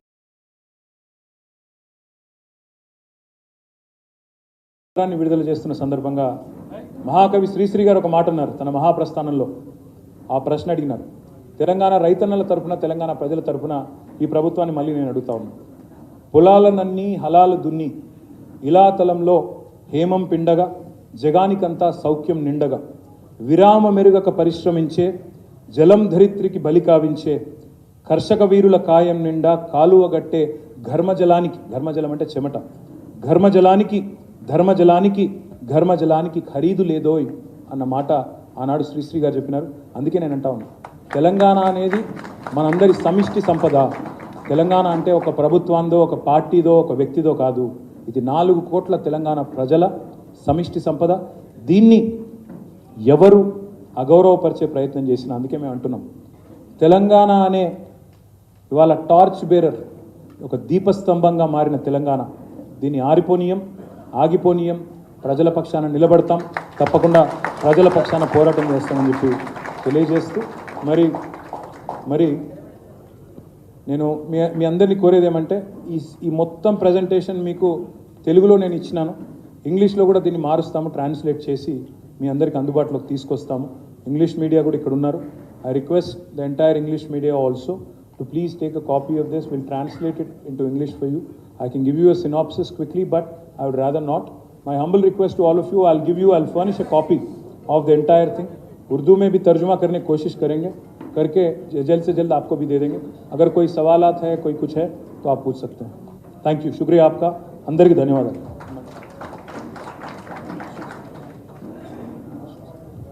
ఇప్పుడు కొంచెం మనం డిస్టర్బ్ చేయొద్దు. ప్రశ్నలు మీరు అడిగితే ఒక్కొక్కరు కేటీఆర్ గారు సావధానంగా సమాధానం చెప్తారు. ఏమైనా ఉంటే, లేకపోతే పర్లేదు. సరే, మైక్ కావాలి, మైక్ ఇస్తారా? पूछो साहब, मैं बोल नहीं, आप पूछो, मैं सुन लेता हूँ. ఆ మైక్ ఉంటే ఇవ్వండి.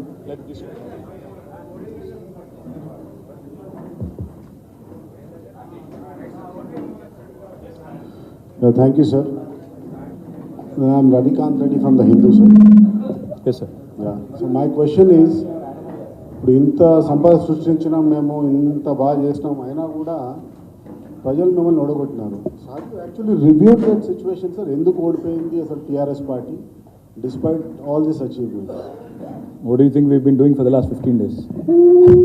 Of course we've been reviewing, Ravikanth గారు ప్రతి గెలుపులోనూ పాఠాలు ఉంటాయి, ఓటమిలో గుణపాఠాలు ఉంటాయి. డెఫినెట్గా చాలా అంశాలు ఉన్నాయి, ఒకటి రెండు అని చెప్పను. కానీ ఇప్పుడే నేను చెప్పాను కదా మీకు, భారతదేశంలోనే అత్యధికంగా జీతాలు ఇచ్చాం ఉద్యోగులకి. కానీ ఆ ఉద్యోగులకు ఈ జీతాలు అత్యధికం అనే మాట మేము సరిగా ప్రచారం చేసుకోలేకపోయినాం. అత్యధికంగా భారతదేశంలోనే నిరుద్యోగులకు ప్రభుత్వ ఉద్యోగాలు ఇచ్చాం, కానీ చెప్పుకోలేకపోయాం, వాళ్ళ వరకు ఆ విషయం చేరలేకపోయింది. జరిగింది ఏమి అంటే, పెద్దలకు సామెత చెప్తారు, నిజం కడప దాటే లోపల అబద్ధం ఊరంతా తిరిగి వస్తుంది. జరిగింది అది. ఉద్యోగాలు ఇచ్చి చెప్పుకోలేకపోయినాము.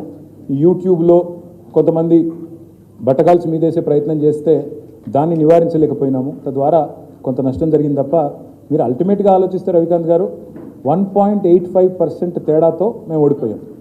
అందులో మాకు దాదాపు ఒక 7-8 సీట్లు 4-5 వేల కంటే తక్కువ మెజారిటీతో పోయినాయి. కాబట్టి ఇదేదో మాకు రౌట్ కాదు, ఘోర అపజయం కాదు, కేవలం ఒక చిన్న స్పీడ్ బ్రేకర్ మాత్రమే. అందుకే ఆ కాన్ఫిడెన్స్తోనే చెప్తున్నాను. ఆల్రెడీ ఇప్పుడున్న పరిస్థితుల్లో ఇప్పుడు ఏం జరుగుతూ ఉందో ప్రజలందరూ గమనిస్తూ ఉన్నారు. అలవి కానీ వాగ్దానాలు, తెలిసి తెలవక ఇష్టం వచ్చినట్టు చెప్పడం, ఇవన్నీ గమనిస్తున్నాను. నేను అందుకే రాష్ట్ర ప్రభుత్వానికి నేను ఒకటే కోరుతా ఉన్నాను, మీరు విజయవంతం కావాలని మేము కోరుకుంటున్నాం. మీరు ఇచ్చిన ప్రతి హామీ నెరవేర్చాలని కోరుతున్నాం. 100 రోజుల్లో చాలా చేస్తామని చెప్పారు, మరి 100 రోజుల కౌంట్ డౌన్ ప్రారంభమైంది. తప్పకుండా 100 రోజుల్లో ఇచ్చిన అన్ని హామీలు అమలు చేయాలా. మొన్న ఆల్రెడీ 4 మడతేసినారు. నిరుద్యోగ భృతి ఇస్తామని చెప్పి మేనిఫెస్టోలో పెట్టినారు. మొన్ననేమో ఉప ముఖ్యమంత్రి గారు మేము అనలేదని మాట అన్నారు. సో ఇట్లా ఎన్నో అంశాలు ఉన్నాయి. 6 గ్యారంటీలు కాదు రవికాంత్ గారు, 412 హామీలు ఉన్నాయి. మేము లెక్క తీసినాం. మా పార్టీ తరఫున కూడా ఒక షాడో టీం ఏర్పాటు చేస్తాం. అంటే డిపార్ట్మెంట్ బై డిపార్ట్మెంట్ ఒక షాడో టీం మేము ఏర్పాటు చేస్తాం. వేరే దేశాల్లో షాడో క్యాబినెట్ అంటారు అనుకుంటా. సో అట్లాంటిది కూడా మా లెజిస్లేచర్లో కూడా ఏర్పాటు చేసుకుంటాం. తప్పకుండా ఈ ప్రభుత్వ ప్రతి శాఖలో, ప్రతి రంగంలో వీళ్ళ పనితీరు, వీళ్ళు ఏమేం చేస్తున్నారు, ఎట్లాంటి నిర్ణయాలు తీసుకుంటున్నారు, వాటన్నిటిని నిశ్చితంగా ప్రజల పక్షాన, అందుకే నేను చెప్పిన చివరి మాట అదే, ప్రజల పక్షాన నిలబడతాం. ఒక దీపస్తంభంలాగా మారిన తెలంగాణని ఆరనివ్వం, పడిపోనివ్వమని చెప్తా ఉన్నాం. సరే, రాజకీయాల్లో గెలుస్తామని ఆశిస్తాం. పోటీకి పోయినప్పుడు ప్రతిసారి గెలుస్తామన్న కాన్ఫిడెన్సే ఉండే. ఫలితాలు మమ్మల్ని నిరాశపరిచినా బాధ లేదు, ఎందుకంటే 2 టర్ములు ప్రజలు అధికారం ఇచ్చినారు. కాబట్టి we are thankful to them, will fight, continue to fight for them. I think will give the chance to somebody else in come. చెప్పండి సార్.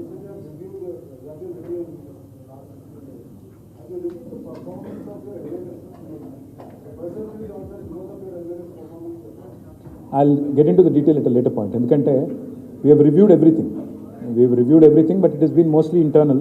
అందరితో చాలాసార్లు ఈ మధ్యకాలంలో కలుసుకున్నాము, మాట్లాడుకున్నాం, but mostly it has been internal. I think elaborate on that later. KTR గారు, నా పేరు రాములు అండి, 6TV బ్యూరో చీఫ్. అంటే మీరేమో లక్షల కోట్లు చేసి అంతకంటే ఎక్కువ అభివృద్ధి చూపించామని చెప్తున్నారు. కేవలం కల్వకుంట్ల కుటుంబ కమిషన్ కోసమే ఇన్ని లక్షలు అప్పులు చేశారని చెప్పి ప్రస్తుత మంత్రులు చెప్తున్నారు. ప్లస్ మీ మంత్రి జగదీష్ రెడ్డి ఖచ్చితంగా జైల్లోకి పంపిస్తామని కూడా ఆ జిల్లా మంత్రి చెప్తున్నారు. రాములు గారు, నేను ఒకటే అంటున్నా, మేము ఆల్రెడీ శాసనసభలోనే డిమాండ్ చేసినాం, సాగునీటి మీద చర్చలో డిమాండ్ చేసినాము, శ్వేతపత్రాల విడుదలలోనే డిమాండ్ చేశాం. అధికారం వాళ్ళ చేతుల్లో ఉంది. వాళ్ళ అధికారాన్ని మరి ప్రజలకు సేవలు అందించడానికి, ప్రజలకు ఇచ్చిన హామీలను నెరవేర్చడానికి వినియోగిస్తారా, లేదా కక్ష సాధింపు కోసం వినియోగిస్తారా, అది వాళ్ళ విఘ్నత. మాకు ఏ రకంగా చేసినా మాకు అభ్యంతరం లేదు. ఏ ఎంక్వైరీ అయినా, ఏ కమిషన్ అయినా, ఏ రకమైన ఆదేశం ఇచ్చుకున్నా వాళ్ళు మాకు అభ్యంతరం లేదు. మేమే డిమాండ్ చేశాం కదా, మీరు ఎంక్వైరీ చేయించండి అని మేమే అడిగాము. చేయమనండి, తప్పులుంటే బయట పెట్టమనండి, తప్పకుండా అన్నీ ఎదుర్కొంటాం, న్యాయపరంగా ఎదుర్కొంటాం. హెచ్ఎంటీవీ, మీరు ప్రభుత్వ రంగంలో 1,60,000 ఉద్యోగాలు కల్పన చేశారు, ప్రైవేట్ రంగంలో 15 లక్షల ఉద్యోగాలు కల్పన చేశామంటున్నారు. యువత మీకు ఈసారి ఎన్నికల్లో దూరమైందని భావిస్తున్నారా? యువత కొన్ని విషయాలు, ఎందుకంటే ఇప్పుడే నేను చెప్పినట్టు ఏమైందంటే, ఒక నిజం అనేది కడప దాటే లోపల అబద్ధం ఊరంతా తిరిగి వస్తుంది అన్నట్టు కొంత అట్లాంటి దుష్ప్రచారాన్ని నమ్మినట్టుగా అనిపించింది చాలా చోట్ల. కాకపోతే దాన్ని సవరించుకోవాల్సిన బాధ్యత మా మీద కూడా ఉంది. కొన్ని డెఫినెట్గా కొన్ని ఆ రోజే స్పందించుంటే బాగుండేదని అభిప్రాయం ఉంది. ఇప్పుడు దాని లోతులోకి నేను పోను. డెఫినెట్గా కొన్ని మా తరఫున కూడా కొన్ని చిన్న చిన్న తప్పులు జరిగినాయి, పొరపాట్లు జరిగినాయి, వాటిని సవరించుకుంటా ముందుకు పోతాం. ఐ థింక్ ఇక ఇదే చాలా సావధానంగా డీటెయిల్గా వచ్చినట్టుంది. కాబట్టి ఇంకా మీరు మళ్ళీ ఇంకెక్కడెక్కడికో వెళ్ళిపోతే మీకు కష్టం, నాకు కష్టం. కాబట్టి వదిలేద్దాం, ఇక్కడికి లంచ్కి వెళ్ళిపోదాం. శ్రీనివాస్ రెడ్డి, ఫ్రీలాన్స్ జర్నలిస్ట్ అండి. శ్రీనివాస్ రెడ్డి గారు, మీరు సంపద సృష్టించారని లాస్ట్ క్వశ్చన్ సంపద సృష్టించారని చెప్తున్నారు. సంపద సృష్టించినప్పుడు అంటే జీతాలు కూడా సరిగా ఇవ్వలేకపోయారు అనేది ఒకటి ఆరోపణ, మరి అప్పులు ఎందుకు పోయారు అనేది వారి ప్రధాన ఆరోపణ. మళ్ళీ అదే చెప్తున్నా బ్రదర్ నేను. ఫస్ట్ ఆఫ్ ఆల్ నిరర్ధక అప్పులు, ప్రొడక్టివ్ సెక్టర్ మీద పెట్టే పెట్టుబడి, రెండింటికి వ్యత్యాసం గమనించండి. పెరిగిన సంపద కూడా చూడండి అనేది ఒకటి. రెండవది, ఉద్యోగుల జీతాలు అనేది కరోనా తర్వాత వచ్చిన ఆర్థిక ప్రతిష్టంభన తర్వాతనే కొంత ఇబ్బంది వచ్చింది తప్ప మిగతా సమయాల్లో ఏం లేకుండే. దాన్ని కూడా అర్థం చేసుకోవాలని కోరుతాం. థ్యాంక్ యూ అందరికీ. జై తెలంగాణ. అనురాగానికి అమ్మ ఆదర్శం, ఆరోగ్యానికి Sri Sai homeo stores and clinic. అనుభవం, అర్హత, అంకిత భావం కల డాక్టర్లచే చికిత్స. అన్ని రకాల ఆరోగ్య సమస్యలకు నమ్మకమైన ఎంపిక Sri Sai homeo stores and clinic. Diabetes, కీళ్ల నొప్పులు, సయాటికా, వెన్నుముక సమస్యలు, థైరాయిడ్, నిద్రలేమి, మానసిక సమస్యలు, ఋతు సమస్యలు, అన్ని రకాల దీర్ఘకాలిక వ్యాధులకు ప్రత్యేక హోమియో వైద్యం. అందరికీ అందుబాటులో అంతర్జాతీయ హోమియో వైద్యం Sri Sai homeo stores and clinic. మీ ఆరోగ్య సమస్య ఏదైనా ఇప్పుడు పరిష్కారం సాధ్యం. సైడ్ ఎఫెక్ట్ లేని వైద్యంతో సంపూర్ణ ఆరోగ్యం కొరకు సంప్రదించండి Sri Sai homeo clinic and stores, Bhavani Nagar, Ambedkar Nagar road, old Alwal, Secunderabad. సంప్రదించాల్సిన ఫోన్ నంబర్స్ 9000751751 మరియు 9000422525.